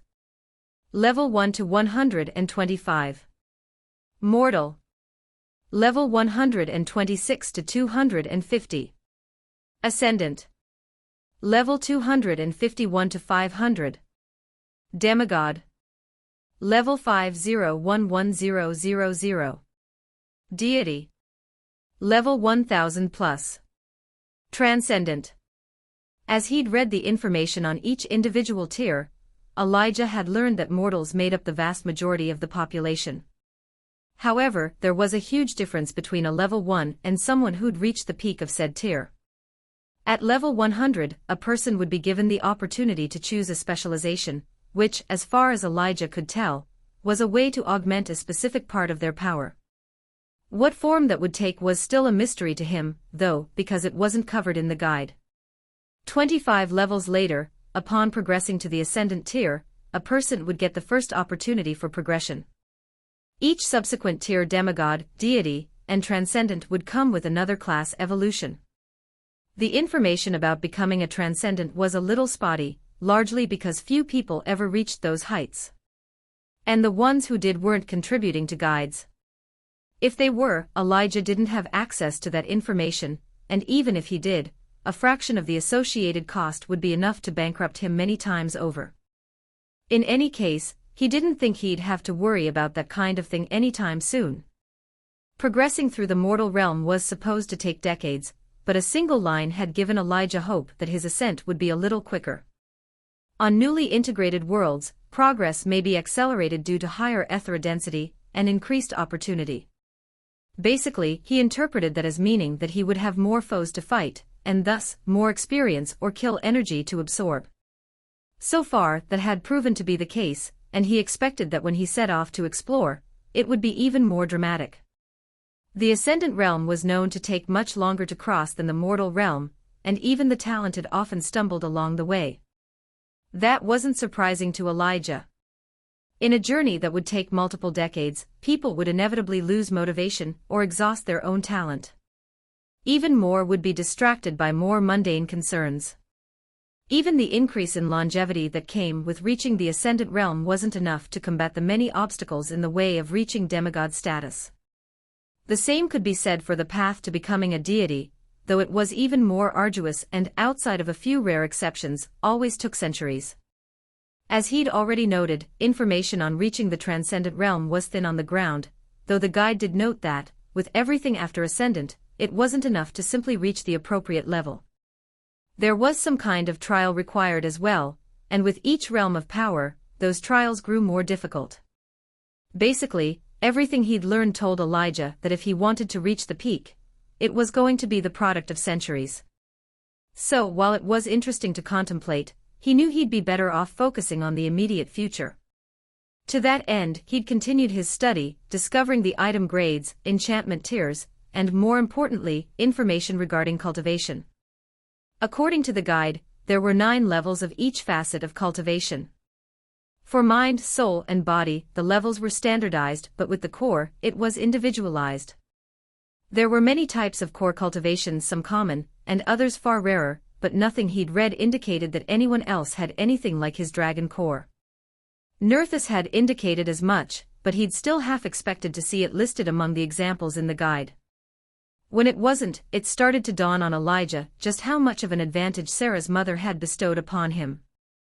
In the end, he spent almost 3 days perusing the various guides, and he'd come away much less ignorant than he'd been before going to Ironshore. And yet, he knew there was a nearly infinite amount of knowledge still out there. Some subjects the guides had barely brushed on, like the Vox or the various races that comprised the universe's population, but Elijah felt certain that there was a lot more that wasn't even mentioned. In short, he couldn't learn everything in a day or two of intense study. Not surprising, really. Even on Earth, which was just a single planet, it was impossible to learn everything about everything. So, a universe made of hundreds if not thousands of inhabited planets was that much more complex. Still, it was nice to have some of the most basic information at his disposal. However, he'd reached the end of his patience. Before his visit to Ironshore, Elijah had made plans to explore the surrounding area, and hopefully, eventually reunite with his family. Those intentions hadn't changed. So it was with some anticipation that he levered himself out of bed, gathered the scattered leaves, and replaced them in a basket he'd woven. Then, he shoved that into his pack. After that, he set about preparing provisions for a short journey. First, he went to the kitchen where he gathered some fish fillets he'd smoked, a bunch of berries from his garden, and an earthen jug full of water. The last was a new addition and the result of his latest project. It probably would have been easier to simply go back to Ironshore and buy the equivalent, but he'd chosen not to, as much so that he wouldn't grow dependent on the small city as because he took pleasure in his own self-sufficiency. In the end, it was a satisfying project, even if the results weren't as successful as some of his previous efforts. The jug, which was made from clay he'd harvested from near his stream, could hold liquid just fine, but due to a mishap with the baking process, it was a little misshapen. That didn't affect the usefulness, but the aesthetics left a lot to be desired. As he loaded the jug into the pack, Elijah was once again impressed by the pack's vast carrying capacity. It was at least twice the size its exterior suggested, which meant that he could carry plenty of supplies. And he did, packing it full of everything he thought he might need. Then, Elijah donned one of the outfits he'd bought in Ironshore. The style of the clothing was uncomplicated and workmanlike, featuring a shirt that laced down to mid-chest, and a pair of pants that didn't quite reach his ankles. Unsurprisingly, considering the complexity of the common zipper, the fastenings were limited to laces and buttons. The fabric was soft enough to be comfortable, but tough enough that Elijah suspected the clothing would resist normal wear and tear. On top of that, the tailor had specified that each piece was simple grade, which he'd since learned was the lowest level of magical equipment. Typically, the limited level of magic in those items only meant that it was more resistant to damage than it otherwise would be, but that was fine by Elijah. It wasn't as if he was going to run around in armor, after all. Once he was dressed and everything had been packed away, Elijah took one last look around the treehouse as he tried to remember anything he might have forgotten. That effort didn't result in any epiphanies, so, after calling out to Nerthus and getting no response, he decided to stop delaying his departure. With that in mind, he climbed down the steps and took a look at the ancestral tree. Its color had continued to change over the previous weeks, and its bark had turned almost completely white. In addition, the leaves had taken on a blue color, giving Elijah the impression that the shard of the world tree was still being absorbed. He spared a moment to wonder what would happen when it finished, but he had no real context to make predictions. He just knew that Nerthus had implied that it would be a fundamental transformation, which was exciting enough that Elijah was impatient to see results. In any case, he didn't remain long before he set off across the island with the eventual destination of the beach where he'd stashed his collection of rowboats. The trip only took a few minutes, and before he knew it, he was standing on the beach next to his rowboat. The sun had already risen high in the sky, which meant that he'd reach the other shore by mid-afternoon at the latest. So, not wanting to put it off, he pushed the little boat out into the surf, hopped in, and started to row. The crossing went quickly, aided by Elijah's inflated attributes, and he soon found himself pulling the rowboat onto shore. He'd considered taking it into Ironshore and leaving it there for safekeeping. However, he'd decided not to because he didn't really want them to know he wasn't on the island. Sure, leaving it untended on the shore meant that it probably wouldn't be there when he returned, unless he did so within a couple of days, but that wasn't a huge deal. He had a multitude of other boats on the island, and he could always use Ancestral Circle to return. And if push came to shove, he had no issue with swimming the distance, even if he didn't relish the notion. In any case, it was better to be safe than sorry. He wanted to trust Ramek and the others, but he'd have to have been a fool to extend that trust so early in their relationship. Once Elijah had pulled the rowboat ashore and stashed it past the tree line, he took a deep breath, then used Shape of the Predator. In a lot of ways, he was just as comfortable in his scaled panther form as he was as a human, and that was the problem.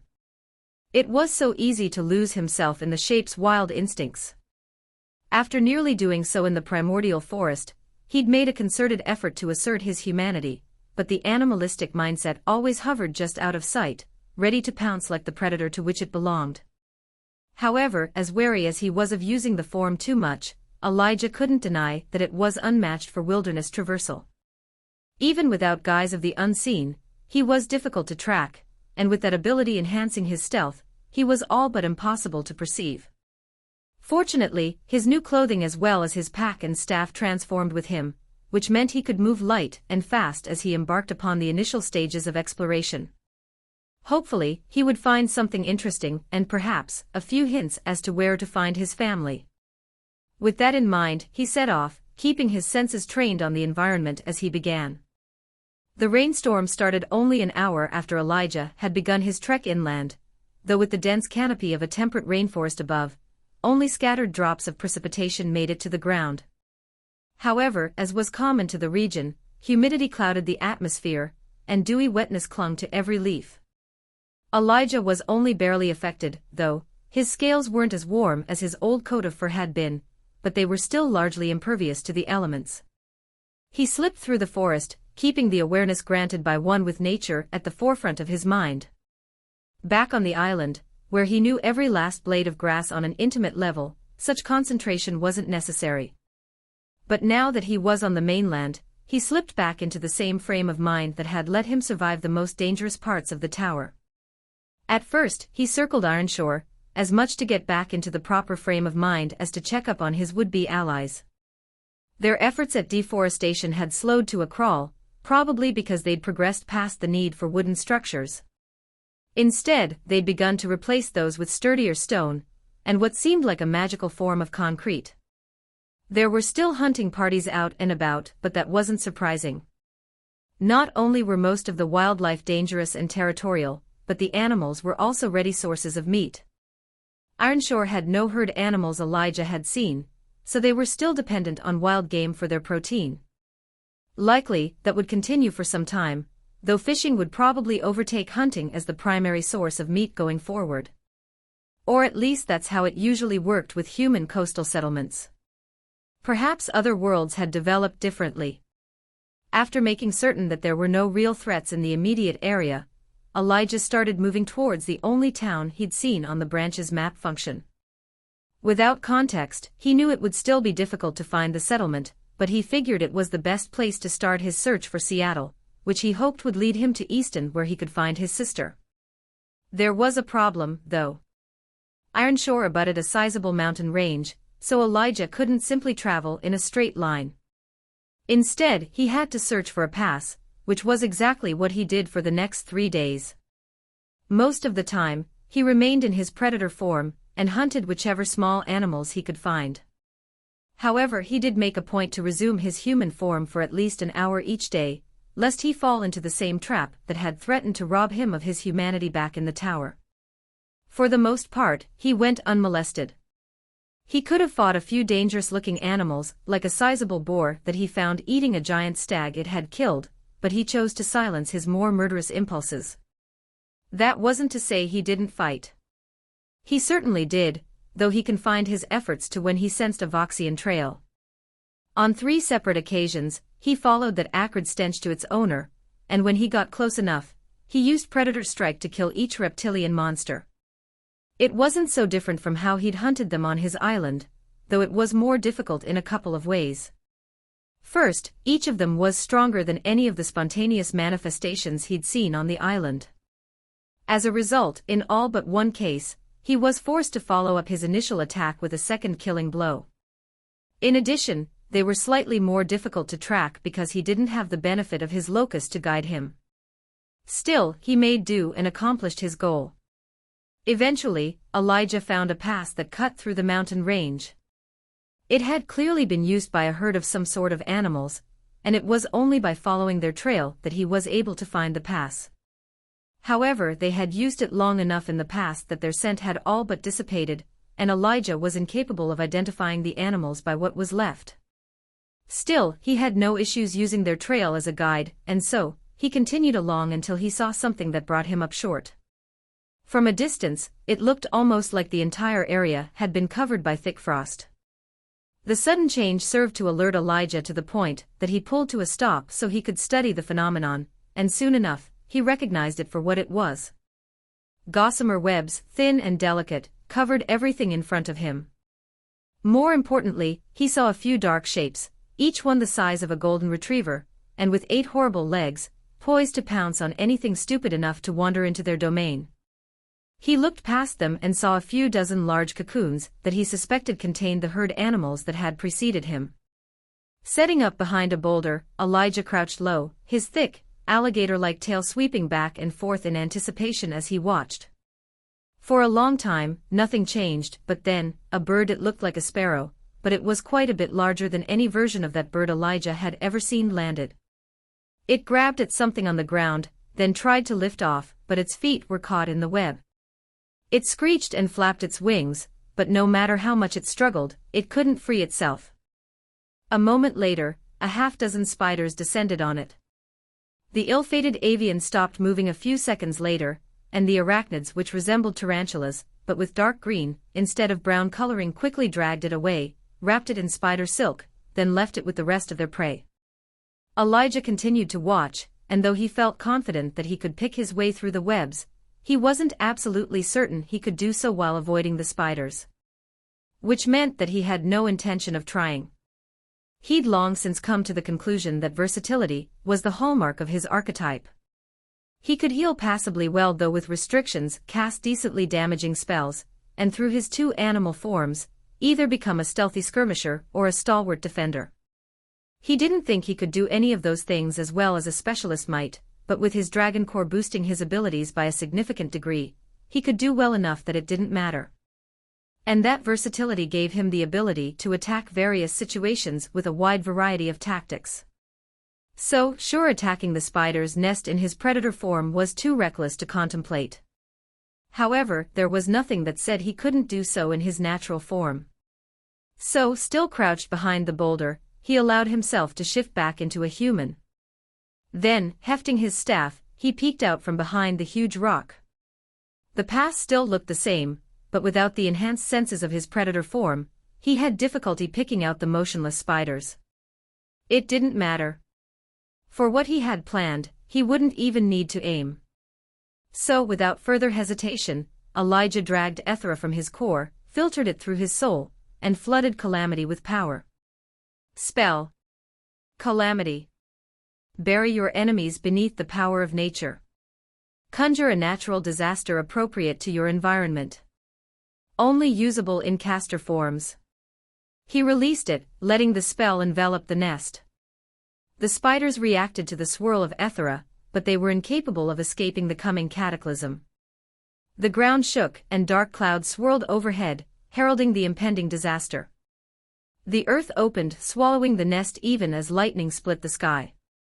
The spiders went wild, screaming in pain and fury as they were caught in the storm of lightning, cutting wind, and roiling earth, but they couldn't combat the power of Elijah's spell, and one by one they fell before its might. It only lasted a few seconds before the air cleared and the earth quieted, leaving only the smell of ozone and cooked spider behind. However, there were a few that managed to survive, though none were in good shape. So Elijah stepped out from behind the boulder, took aim with his staff, and repeatedly cast Storm's Fury, killing the survivors. And just like that, the spider's nest went quiet. He should have known that it wouldn't stay that way, but he was too busy patting himself on the back for gaining a level to even see the shadow moving in the distance. Not at first, at least. But then, Elijah saw what was rapidly approaching, and he nearly collapsed in fear. Spiders really aren't supposed to be that big, he mumbled to himself. Indeed, the creature skittering toward him was far too large and fearsome to be allowed, and from its bulbous and furry abdomen to the writhing chelicerae, it was at least 10 feet long. With its sprawling legs, it seemed even more massive. Was it the mother and all the smaller creatures were simply its offspring? Or was there something else going on? Elijah had no idea, and he didn't have the time to think it through because the creature was quickly closing the gap. His mind spun as he sucked Ethera down into his soul, where it was redirected into his core in an attempt to regenerate as much energy as possible. Meanwhile, he embraced snaring roots, loosing the spell as quickly as he could. At the spider's feet sprouted a multitude of roots that quickly wrapped themselves around the monster's feet. However, either the spell was too weak, or the spider was just too strong, because it quickly ripped free. Those roots were soon replaced by more, but Elijah recognized that the spell would do nothing more than slow it down for a few seconds. Hopefully, that would be enough. He didn't have enough Ethera to fuel form of the predator, which still took more than half of his core's contents. But shape of the guardian took far less, and he had just enough to power the transformation. But he hesitated. The smart move probably would have been to run away, regenerate, and come back when he was more prepared. He was already thinking of how he could whittle the thing down with repeated uses of Storm's Fury, or attack it with a stealth-boosted Predator Strike. And yet, Elijah held his ground. Partially, it was due to a need to test shape of the Guardian's potential. He'd spent some time working on maneuvering in that transformed state, and he hadn't had a chance to put all that training to work. But mostly, he chose to continue the engagement because he simply didn't want to back down. He felt confident that he could survive, given his ability to heal via Guardian's renewal, and the increased movement speed granted by Essence of the Wolf. Still, Elijah hoped it wouldn't come to that. In the space of a second, he had fueled shape of the Guardian, and begun the transformation. Meanwhile, the spider ripped through snaring roots in its desperation to reach Elijah. Even as it continued to tear itself free of the constantly regrowing roots, Elijah's body transformed. By the time the arachnid reached him, Elijah had fully taken on the shape of the Guardian, which presented as a strange amalgam of reptile and ape, though one with far more mass than should have been possible. Elijah loped forward, using his hands for balance as he raced to meet the spider before it could completely recover from its entrapment. He hit it with the full weight of his massive body, knocking it backwards with a shoulder tackle that sent it tumbling across the rocky terrain. But a single blow, even with his enhanced weight and strength, wasn't enough to take out a monster so huge, and it quickly righted itself, screeched in fury, then skittered back into the fray. Elijah met it with a vicious uppercut with all his weight behind it. It flipped backward, but the creature wasn't without its own tricks. A thick strand of webbing shot out from the spinnerets attached to the back of its abdomen, hitting Elijah square in the chest. And then he was yanked from his feet by the spider's momentum. Before he could rise, the creature had righted course, bounding off the sloping boundary of the pass, and directly at the recovering Elijah. He had only a moment's warning before he felt its teeth cut through his scaly armor and into his flesh, injecting him with its venom. Advertisement. Fire raced through Elijah's body, melting his muscles from the inside out. And on instinct, he very nearly used Guardian's renewal. Guardian's renewal. Instantly and completely regenerate. Cooldown affected by regeneration attribute. Current, once per week. But he caught himself before he activated the ability. It had a lengthy cooldown, and so, needed to be saved for emergencies. And while he was in agony as the venom coursed through him, liquefying and necrotizing his flesh, he knew he could endure much more than that. So he shoved the pain to the back of his mind and focused on the fight at hand. The decision was made in an instant, which meant that by the time he retook control, the spider's fangs were still buried in his meaty shoulder. Which was fortuitous, because that put it within reach of Elijah's claws. In his guardian form, his claws weren't nearly as sharp as they were as a predator. Nor could he activate Venom Strike, which meant he only had the strength of his limbs on which to rely. Fortunately, the form came with a significant boost to his strength, and with the spider already in his grasp, he could leverage that attribute to its fullest capacity without having to worry about his lacking coordination. So he reached out and grabbed the first thing he could, which happened to be the monster's commissary. Elijah's fingers wrapped around the meaty mouthparts, and with the other hand, he grasped the thing's foremost leg. It writhed in his hand, but his grip was like iron. Then, with all the power he could bring to bear, he pulled. The mouthparts came loose in a shower of thick, light blue blood, and Elijah got a brief look at the pale flesh beneath the harder exoskeleton. The glance didn't last long, because only an instant later, it lashed out with panicked fury that sent Elijah tumbling backward until he hit the boulder behind which he'd recently hidden. The impact knocked the breath from his lungs, and he felt multiple ribs crack before he fell on his face. For a second, stars flashed before his eyes, and he struggled to make sense of his situation, but his regeneration, augmented by aura of renewal, quickly showed its worth, and it only took a few moments for the worst of the concussion to clear. When it did, he pushed himself to his feet, wincing with the pain of his broken ribs, and coughed up foamy blood. But as much as he wanted to use Guardian's renewal, he held off. He could still function with what was obviously a punctured lung, and the spider's venom, while painful, wouldn't incapacitate him anytime soon. Even now, his natural regeneration, which was augmented by Aura of Renewal, was hard at work counteracting it. He shook his head, clearing the cobwebs as he stared across the pass at the still panicking spider. For a moment, Elijah took pity on the creature. It hadn't really asked for the battle. In fact, the argument could be made that he was the aggressor. But whatever pity he felt was quickly quashed by the pain coursing through his muscles. On top of that, he'd long since recognized that being part of the natural world didn't mean abstaining from killing. In fact, it meant the opposite. He would kill, just like any other animal. Sometimes for subsistence. Other times, for dominance. But regardless of the reason, he was no pacifist. Down that road lay weakness and death.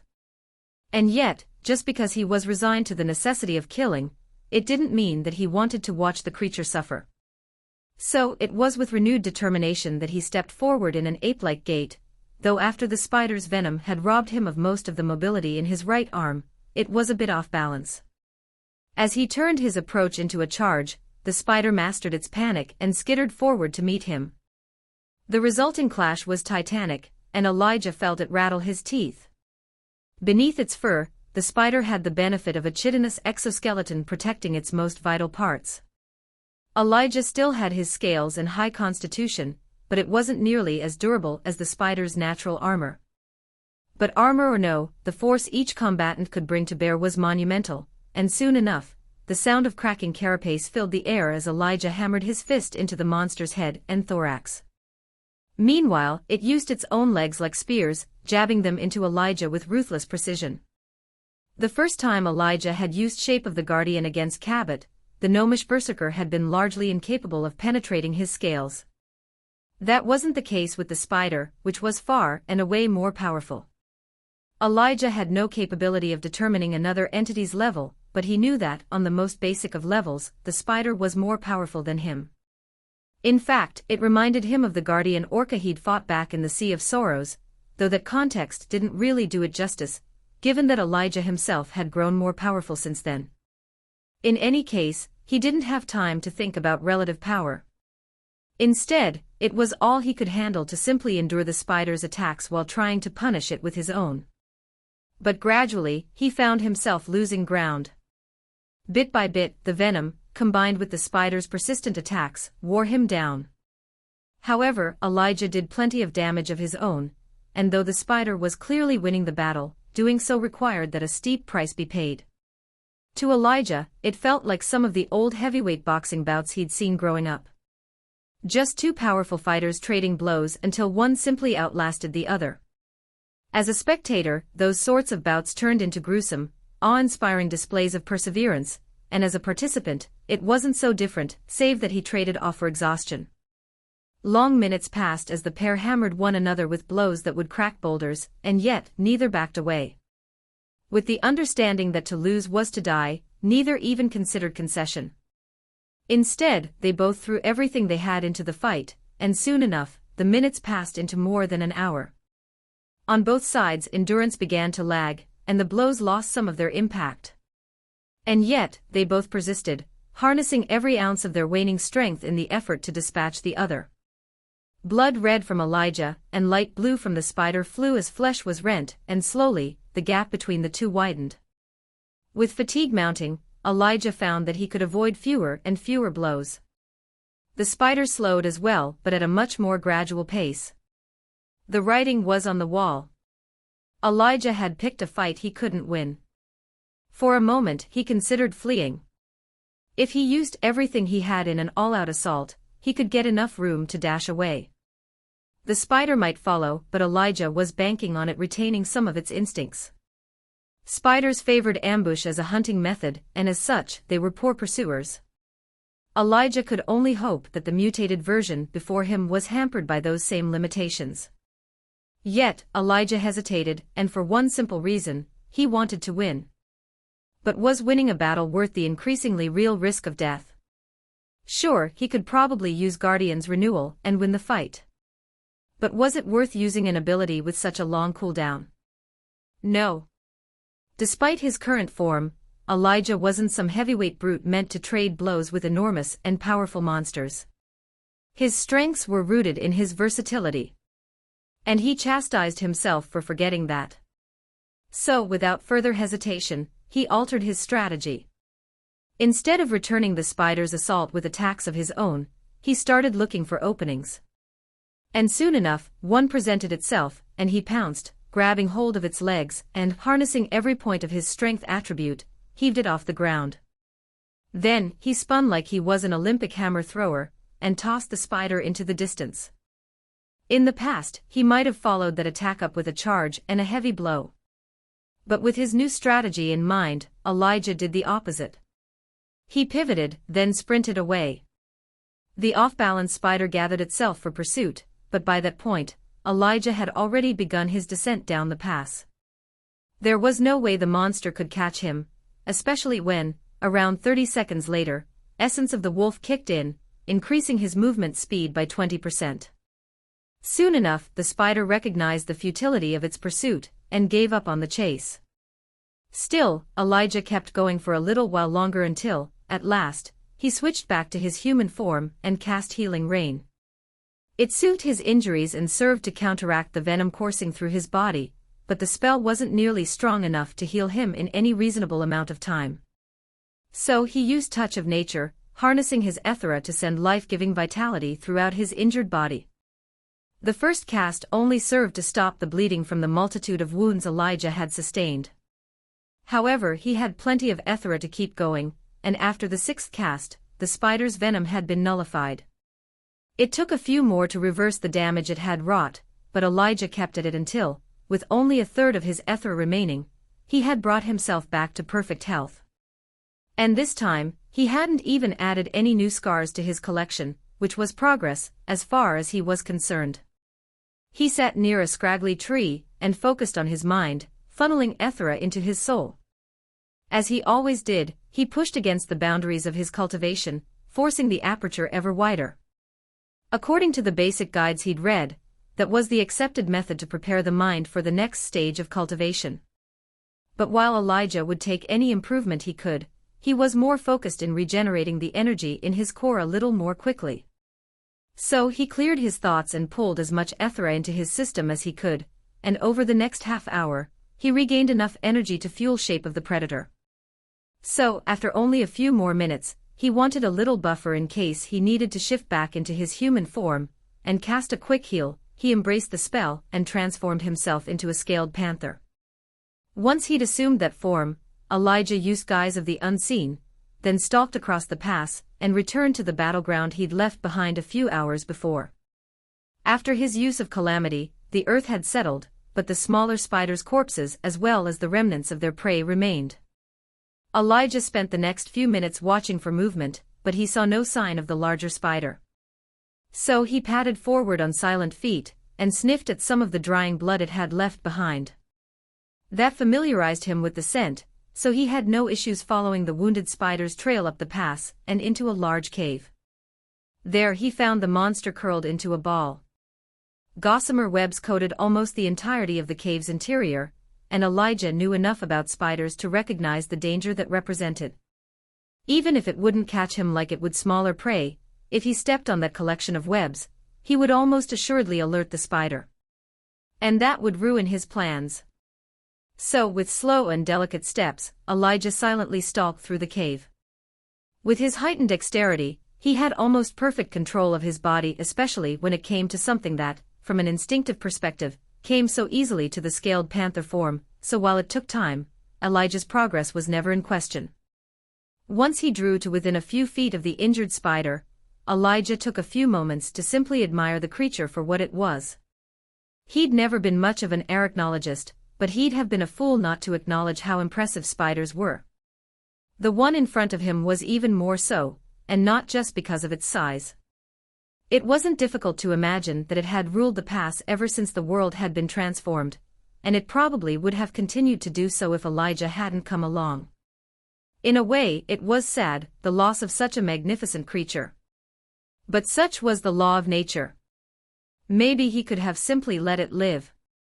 Certainly, now that Calamity had cleared the way of smaller spiders and their webs, he could keep going without much issue. But what about the next time? If the spider was allowed to recover, Elijah might not get another chance to kill it. And if he tried to use the pass again, who was to say that it wouldn't be the one to come out on top? After all, animals could progress, just like the sentient races. They didn't have the benefit of the system, but they could still grow stronger, at least according to Elijah's experiences as well as the basic information provided by his guides. No, he needed to kill it while he had the opportunity.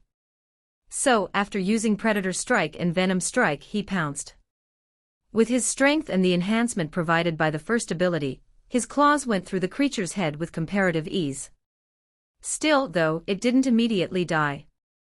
Instead, it flailed, nearly catching Elijah with one of its spear-like legs. He bounded out of the way, using the cave's wall to reverse course before hitting it again. This time, his claws weren't nearly as effective, but the attack still carried with it another dose of the neurotoxin associated with Venom Strike. Elijah kept moving, leaping off the spider's back and racing across the cave. Then, he reversed course and crouched low, watching the spider's continued flailing. It found him a moment later, then surged forward. But Elijah was too quick, and he easily dodged, returning the spider's attempted attack with one of his own. Like that, the fight continued. Each time Elijah's claws made contact with the monster's furry carapace, he delivered another dose of neurotoxin. However, even as injured as it was the result of the previous fight, as well as Elijah's continued attacks, the battle didn't end quickly. Instead, Elijah balanced on a knife's edge as he narrowly avoided one assault after another. Eventually, the spider's movements began to flag, but Elijah continued his own efforts unchecked. It was then that Elijah realized that, back when he'd been in his guardian form, he hadn't been nearly as close to defeating the spider as he'd thought. Even if he'd used Guardian's renewal, the rejuvenating effect likely wouldn't have been enough to fuel his survival. But now, he only had to keep going, and his scaled panther form would see him through to the end. Over the next half hour, Elijah persisted, and the spider slowly lost the battle to the neurotoxin. And as fatigue started to work against Elijah, the spider finally succumbed to its wounds, collapsing in a mass of legs and furry carapace. Elijah skidded to a stop, but he didn't immediately approach. He didn't think the monster was intelligent enough to play dead, but he didn't intend to take any chances. So he waited until a wave of kill energy washed over him, confirming the monster's death, before he let himself relax. Congratulations! You have reached level 32. Attribute points allocated according to your class. If Elijah hadn't been convinced of the monster's power, then the fact that it gave him most of a level on its own served to confirm that it was no run-of-the-mill animal.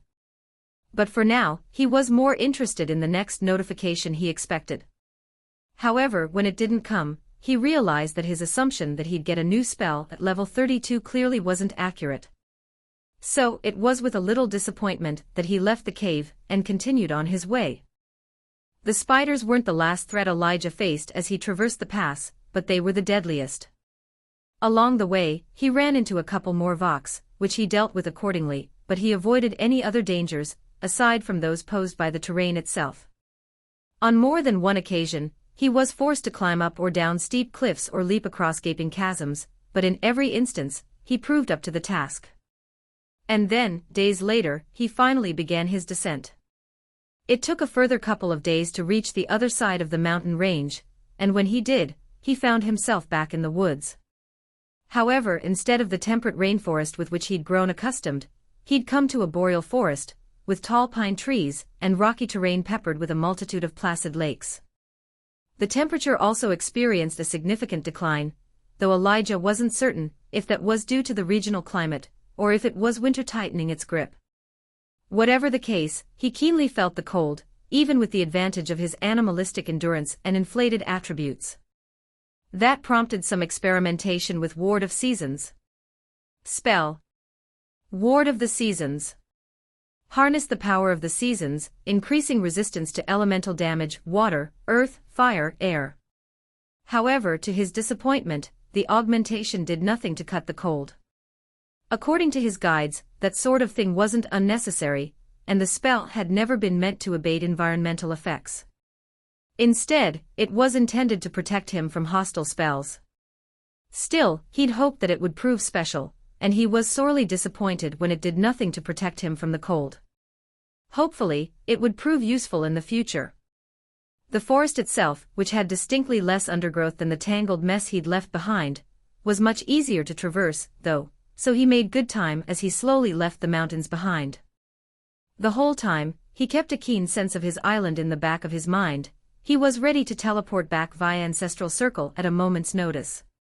Fortunately, no such necessity presented itself, allowing him to continue his efforts at exploration. After another week, Elijah started to see signs of civilization. At first, it was only a few roads here and there, but soon enough, he came upon the first cluster of buildings alongside what had once been a stretch of interstate highway. The on- and off-ramp had survived, as had a gas station and a Burger King. Both were in a state of advanced disrepair, suggesting that it had been quite some time, years, perhaps since they'd been inhabited. Still, Elijah spent a few hours inspecting both, and he found precisely what he'd feared when he stumbled upon a pile of old human bones. They bore deep grooves that were probably teeth marks, but beyond that, Elijah had no evidence to support any theories concerning how they had died. It was further confirmation that the world had not weathered the transformation very well. Of course, Elijah had expected as much. He'd had to fight tooth and nail to survive, and though he acknowledged that his path was probably more difficult than most, it wasn't difficult to imagine that the rest of humanity hadn't escaped the end of the world as everyone knew it unscathed. Partially, it was a function of civilization. In the United States and most other developed countries, as well, the fact was that people had moved on from many of the skills they would need once everything stopped working. Survival skills had become a hobby, rather than a necessity, and as such, few people could call themselves experts. Sure, there were plenty of people out there who could adjust. But there were probably just as many who would have starved to death once their local supermarket ran out of viable food. Many more would have died from avoidable diseases, and as sad as it was to say, the chaotic opportunism that came on the heels of any disaster. And that wasn't even considering the mutated wildlife, the other races who'd chosen to descend upon Earth in hopes of building a better life, and the spontaneously manifesting Vox. All of it coincided to create a world where survival was probably the exception to the rule rather than the default. Those thoughts accompanied Elijah as he continued to encounter the remnants of a dead civilization. Sometimes it was just a stray house or two. Clearly, the area had been rural, but every now and then, he'd find an entire deserted neighborhood. Where the people had gone was no mystery, he found their remains as well. Often, they were clustered together as if they'd tried to take solace in numbers. Those were usually accompanied by rudimentary attempts at defenses. Cars that had been pushed together, boxes, wooden pallets, they'd used everything they could to create walls. But it obviously hadn't worked, because each instance Elijah stumbled upon featured the remains of the would-be holdouts. At first, Elijah let it all send him spiraling into melancholy, but as the days wore on, he grew progressively more numb to it until he just accepted that most of humanity had already died. There were clearly survivors. The latter was proof enough of that, but Elijah kept going back to his previous supposition that the endurance of human life was, at best, rare. In any case, as he continued his increasingly depressing exploration, he found himself wondering if he'd actually lucked out by being stranded on a deserted island. The panther had protected him mostly from anything truly dangerous, which had allowed him to get a handle on the situation. Without that, he'd have probably died fairly early on. Almost 3 weeks after he'd left the past behind, Elijah stumbled on something he never expected. He crouched behind a disused gas station pump as he looked across an overgrown street at the low-slung building that had, once upon a time, been a Walmart. The sign had been ripped down, and trees still barely more than saplings sprouted from cracks in the parking lot's concrete. But that wasn't what drew his attention. He'd seen a few such buildings, and he'd even raided a couple, finding nothing that he could use. But what made this one unique was that it was clearly occupied. Not by people, though. Instead, the residents were gray-skinned, tusked creatures that Elijah could only call orcs. They carried primitive weapons and wore very little in the way of clothing. Most were only clad in loincloths, in fact. But there were hundreds of them engaged in what looked like a primitive sort of tribal life that reminded Elijah of the various races of proto-humans. He wasn't certain if that was an accurate impression, but it was the first thing that came to mind when he saw their heavy brows, sloped foreheads, and jutting jaws. Cloaked in guise of the unseen, Elijah watched them for a few hours before he decided to move on. The orcs weren't hurting anyone, and though he knew from the guides he'd read that they tended to be quite warlike, they were isolated enough that he didn't think they would be a problem for anyone. Besides, what was he going to do? Fight an entire settlement on his own? The idea wasn't just laughable, it was suicidal. So once he'd confirmed that the orcs were just living their lives, Elijah moved on. And over the next couple of weeks, he continued to explore. Along the way, he saw more evidence of humanity's rapid fall. In one instance, he came across an abandoned settlement that had been built around an old prison. It was reasonably well developed, suggesting that the occupants had made it for a while, at least. But like everywhere else Elijah had found, it was entirely abandoned. Still, he spent a few days exploring the disused town, finding few clues as to why its people had left. Over time, he did find a few useful items, though. Like the collection of glass jugs that could hold a gallon of water each. His clay version had already begun to fall apart, so he was extremely thankful for the new additions. Elijah had also raided an old hardware store, taking a wide variety of tools he thought would be valuable for his continued survival. The only limit was the room in his pack, and even though it was a little more than twice as large as the exterior suggested, it still wouldn't hold everything he wanted to take. But mostly, he just continued to explore, killing Vox whenever he came across one of their trails. As a scaled panther, he found dispatching most of them easy enough, though he did encounter a few that managed to survive his initial ambush long enough to pose a serious problem. Elijah still won those fights, but he didn't do so without incurring injuries himself. Fortunately, he had the tools to deal with that, and his healing spells got quite a workout. In a lot of ways, it reminded him of his first year on the island. Technically, the wilderness was a good deal more dangerous. Everywhere he went, there were creatures that wanted to kill him. However, he had the ability to mitigate that danger either before or after it manifested, and he soon found himself adapting to it. Just like he had adapted to the necessities of survival on the island. Before Elijah knew it, winter had truly come, and with it came frequently inclement weather. Snowstorms, freezing rain, and miserably cold sleet were almost as common as clear days, and often, the temperatures dipped well below freezing. He was somewhat protected from the elements by his high constitution, but even with that, it got to the point where he considered going home, and waiting the winter out.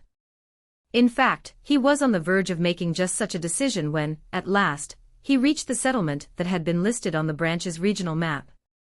Called Norcastle, it had clearly gotten its name from the ancient castle at its center. However, even from a distance, Elijah could recognize the multitude of newer structures surrounding the large, stone fort. In addition, there was a sizable wall that looked like it had been constructed of cinder blocks encircling the entire town, which was even larger than Ironshore, both in terms of area as well as apparent population. As Elijah settled down to observe the city, he estimated that it was home to at least 10,000 people, but probably somewhere closer to twice that many. From an ethnic perspective, it was a bit of a melting pot, and Elijah saw people of all different skin tones. However, there were no non-humans in evidence, which suggested that everyone there was a native of Earth. In the distance, Elijah saw some cultivated fields and farmsteads, but they were too far away for him to see any details, even with eyes of the eagle. And there were people constantly coming and going through the large main gate, many of whom carried game or gathered resources. For the most part, it looked like a thriving town. Except for all the bodies. Just outside of town, there were workers digging a huge hole in the ground. Elijah might have discounted it as a well or something of the sort, but next to it was a huge pile of white-wrapped corpses. Maybe 100 of them, all in various states of decomposition. Clearly, there was something wrong with Norcastle. The question was whether or not Elijah wanted to get involved. He needed to get into the city, that much was certain. They had a branch and hopefully, it would lead him to more settlements. He certainly didn't think he'd find Seattle so quickly, but if he kept going, he'd eventually stumble across some information that might lead him in the right direction. It would probably take years, but he had to believe it was possible. However, as a healer, didn't he have some sort of responsibility to help people who needed it? He'd done it in the tower, and without question, so why did he hesitate when it was in the real world? The answer, he realized, was simple. In the tower, he'd known the rules. Or at least he'd thought he did. But in the real world, there were no rules. The people down in Norcastle might meet his attempts at helping them with hostility. In the end, though, Elijah didn't want to live in fear. Even if those fears were valid, he couldn't let them dictate his actions. If, for whatever reason, the people of Norcastle chose to turn on him, he would react accordingly. But until then, he would do what he could to help. With that decided, he let his scaled panther form fall away, then strode toward the town. Carmen knelt next to her forge, staring at the smoldering coals. The apparatus was mostly enclosed, which meant that it was insanely hot, but due to her technique, resist fire, she barely felt it. She'd yet to truly test the resistance to its fullest extent, but she suspected that she could shove her hand into a normal fire without any detriment. But inside her forge was no normal fire. Instead, the forge had been carefully assembled from blocks enchanted by a true bricklayer, and the fire itself burned Ethera-soaked coal. It wasn't quite a graded item in and of itself, but it wasn't truly mundane either. As a result, the fire was more than just fire, and hopefully, that would help with the forging process. Once Carmen was satisfied with the state of the flame, she pushed herself upright and grabbed a specially prepared bar of steel. It had been merged, via meld metals, with titanium she'd harvested from a wrecked and abandoned sports car one of the scavenging teams had found, and then, she'd mixed it with a bit of aluminum. The result was an alloy that shouldn't have been possible. She had further refined the resulting alloy by using decontaminate and refined materials multiple times. Finally, she had used ethereal infusion for 2 hours a day for 2 weeks, bathing it in Ethera until it practically glowed with magic. Hopefully, it would be enough to take her crafting to the next level. The bar of metal had a silvery sheen, was almost 10 feet long, 2 inches deep, and at least 4 inches wide, and if she hadn't invested so heavily in her strength attribute, there was little chance she would have been able to lift it, much less work with the metal. For what she intended to create, that excess weight was more than appropriate. With a grunt, she shoved one end into the enchanted flame. Then, she waited for it to heat up before removing it. After slamming it onto her anvil, Carmen used her summoned hammer to fold a 10-inch piece over, then back again. Over and over she repeated the process until, finally, it broke free. She set the smaller piece aside, then shoved the end of the bar back into the forge. Normally, Carmen would have just cut it with a saw, but the alloy was far too hard for any of her tools, so she'd had to resort to more of a brute force method. And over the next few hours, she repeated the process until she had 12 identical pieces. She stacked the ingots on top of one another, then used bond to bind them all together. Better than forge welding, she muttered. But she wasn't done. So, grabbing the brick of dense alloy with a pair of heavy-duty tongs, she thrust it back into the forge. Once it had reached the proper temperature, which took far longer than it should have, likely due to the innately magical material, she pulled it out and started to hammer. Gradually, using various other summoned tools in conjunction with her hammer, she shaped the hunk of metal into a rough approximation of a war hammer. However, because of its size, Carmen knew that only someone with immense strength would ever be able to wield the massive weapon. Which was perfectly within her expectations. Once she'd achieved the rough shape, she started in with smaller tools, giving the item a more refined appearance. One side was big, brutish and aggressive, while the opposite bore a long, tapered spike. Meanwhile, the top looked almost like the tip of a spear. When she'd finished with the hammer's head, she started in on the haft, which was also made of the same alloy. Finally, she attached the two via bond, finishing the base weapon. But that was only the beginning, and after she heat-treated the entire thing in oil she'd also treated with ethereal infusion, Carmen started in on the engraving. At first, she'd intended to do that before hardening the weapon, but according to the guides she'd bought from the branch, that was a suboptimal path. So, even though it was much more difficult to carve embellishments into the hardened metal, Carmen was more than willing to endure the hardship if it meant a better result was possible. Gradually, the carving, which was nothing more than Celtic-style whorls, took shape, and it complemented the Damascus-like pattern of the folded metal. Once that was finished, Carmen took the teeth of a Voxian beast and used bond to merge them in a ring around the base of the hammer head. With the two embellishments finished, her current limit, Carmen started in on the enchantment. At present, she only had two available. One for durability, and the other for power. She chose the latter, reasoning that the alloy and sturdy construction would make it functionally indestructible with her current strength.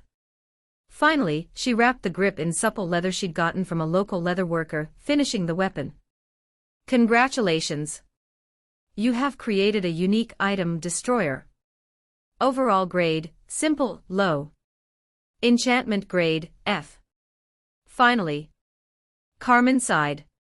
She'd made hundreds of weapons since she'd created the spear of the Dragon Lancer, and she'd yet to exceed its grade of crude. Until now, she amended. The weapon itself was impressive, but that was largely due to the Ethera wafting off of it.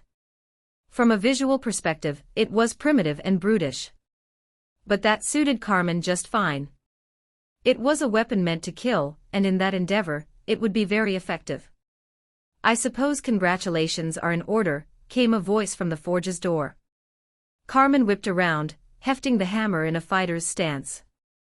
She was far from the most effective combatant in Easton, but due to her high level, she could definitely hold her own. On top of that, she'd spent quite a bit of time working on her ability to wield the hammer, so she thought she was a match for all but the city's elites. Not so with the man standing in her doorway. "What do you want, Roman?" she asked. He sighed. "Most people call me Chancellor, now. I'm not most people, Chief." He ran his hand through his dark hair and said, "You're definitely not. How have you been?" "I'm getting by." Indeed, ever since her brief outburst of self-destruction following Alyssa's death, Carmen had thrown herself into her work. And that effort had paid off, sending her level skyrocketing past everyone else in town. She had even managed to reach the ladder, which was something no one else in town had accomplished. As a result, she had a waiting list for her services that was a mile long. Everyone in the city, and even some of the nearby towns with whom they'd established trade relations, wanted a weapon made by her. So she had money, power, and the ability to advance her craft by experimenting with expensive materials. The only thing she didn't have was Alyssa. No. Aside from Miguel, who was increasingly busy with training for when he acquired an archetype of his own, she had no one. Whatever friendships she'd managed to cultivate had fallen by the wayside, leaving her with nothing but her forge for company. "That's a nice weapon," Roman said. "Personal use?" She nodded. "I still like to do my part on patrol." The statement was a bit misleading. While she did participate in her fair share of patrols, her reasoning had nothing to do with communal safety. Instead, she reveled in giving herself over to the violence. Without that release, she would have long since done something incredibly self-destructive. "You don't have to, you know." "I'm aware." He sighed again. "Carmen, I know I've said this before, but what do you want, Chief? I can't just want to check on my friend." "Is that what we are?" she asked. "I don't dislike you, Roman. I really don't. But we were never close. At best, we were acquaintances, and we've grown further apart since Alyssa died. I haven't seen you since her memorial. So I'll ask again, what do you want? And please, for both our sakes, stop bullshitting me. I want to offer you a job. I do consulting on potential commissions every Thursday. You can come by the shop and This isn't about you making weapons or armor, he stated. This is about a unique opportunity. Last week, some of our scouts discovered an abandoned iron mine. It's about 200 miles south of here. Okay. The Ethera density there is like nothing we've seen before. And they found this, he said, tossing something underhanded to Carmen. She caught it easily, her dexterity more than up to the task. But the moment it touched her skin, she let out a little gasp of surprise. What is this? I was hoping you could tell me, he said. Carmen opened her hand and gazed at the item resting on her palm. The bulk of the small ball of earth was just normal rock, but there was a vein of some sort of metal passing through the center. It pulsed with Ethera strong enough to make her carefully prepared steel titanium aluminum alloy seem mundane by comparison. She used tradesman's appraisal, but because the bit of ore wasn't her creation, the technique did nothing. Give me a minute, she said before crossing the forge to the bloomery she'd built. What is that? Asked Roman, following her. It's a special furnace meant for smelting, she said. You're in luck. I had to build this a few months ago so I could smelt copper more easily. Now shut up. I'll remind you that I'm the chancellor of this. It's my forge. Shut up or get out. I don't care who you are. Thankfully, he went silent, which let Carmen get to work.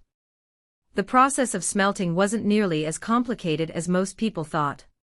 It started with heating the ore up to an appropriate temperature, reducing it with something like charcoal along the way. Once it was hot enough, the blacksmith simply needed to beat it with a hammer until there was only pure metal left over. Of course, that was only if the ore behaved similarly to iron, which wasn't a guarantee. If it was more like gold or silver, she would have to add another couple of steps to the process. However, given that Roman had described it as coming from an abandoned iron mine, Carmen was hopeful that it would react the same. Thankfully, that hope proved well-founded when she saw the bits of metal collecting at the bottom of the furnace. Soon enough the process was complete, and Carmen extracted the bloom, which was a combination of slag, metal, and other impurities, and put on the finishing touches via further refinement. That meant lots of heating and hammering, which she took to with gusto. Eventually, she had a little less than a pound of gleaming, green metal. She used tradesman's appraisal. Cold iron. Overall grade, simple. Enchantment grade, not applicable. It's called cold iron, Carmen said, holding the pierce of green metal with her tongs. And this little lump might just be worth more than this entire forge. If I had enough of it, I might even be able to make complex items. Roman nodded. Then it's settled, he said. We must protect that mine at all costs. Okay. What does that have to do with me? I mean, don't get me wrong, I want to work with this stuff, but that mine isn't. I want you to run it, he said. I intend to spare no expense in getting that mine up and running. We have a few scholar archetypes we think might make good miners. And they want that. They want to eat. They want shelter. They want advancement. This is how they get it, Roman stated. They're useless right now, and you know as well as anyone just how thin our margins are. We start letting people freeload and... I don't want to talk about this, Roman. I resigned from the council because I'm not cut out for leadership. I just want to make my weapons in peace. This is important. We secure this mine and use it to make weapons, and we'll have a leg up on everyone else in the region. Maybe the world, he said. Or do you think people are just going to let us be? There are roving warbands out there. And we've gotten word of budding kingdoms. If we don't do the same, they'll wash over us like a tidal wave. Carmen didn't doubt him. She wasn't nearly as idealistic as Alyssa had been. She was a historian, and so, she knew just how ruthless people could be when it came to power. It wasn't a question of if someone would try to conquer everything, but rather when. Still, she had little interest in running anything, let alone a mine. I get 10%, she said. Of what? The cold iron. I need materials. 5. 7. Deal, Roman said. And I want a full contingent of warriors. Real carpenters, too. Don't worry. I don't intend to half-ass this, Carmen, Roman stated with a wide smile that didn't really touch his eyes. But then again, most of his emotions never did. Not since Trish had died. You'll get everything you need to make this a success. I guarantee it.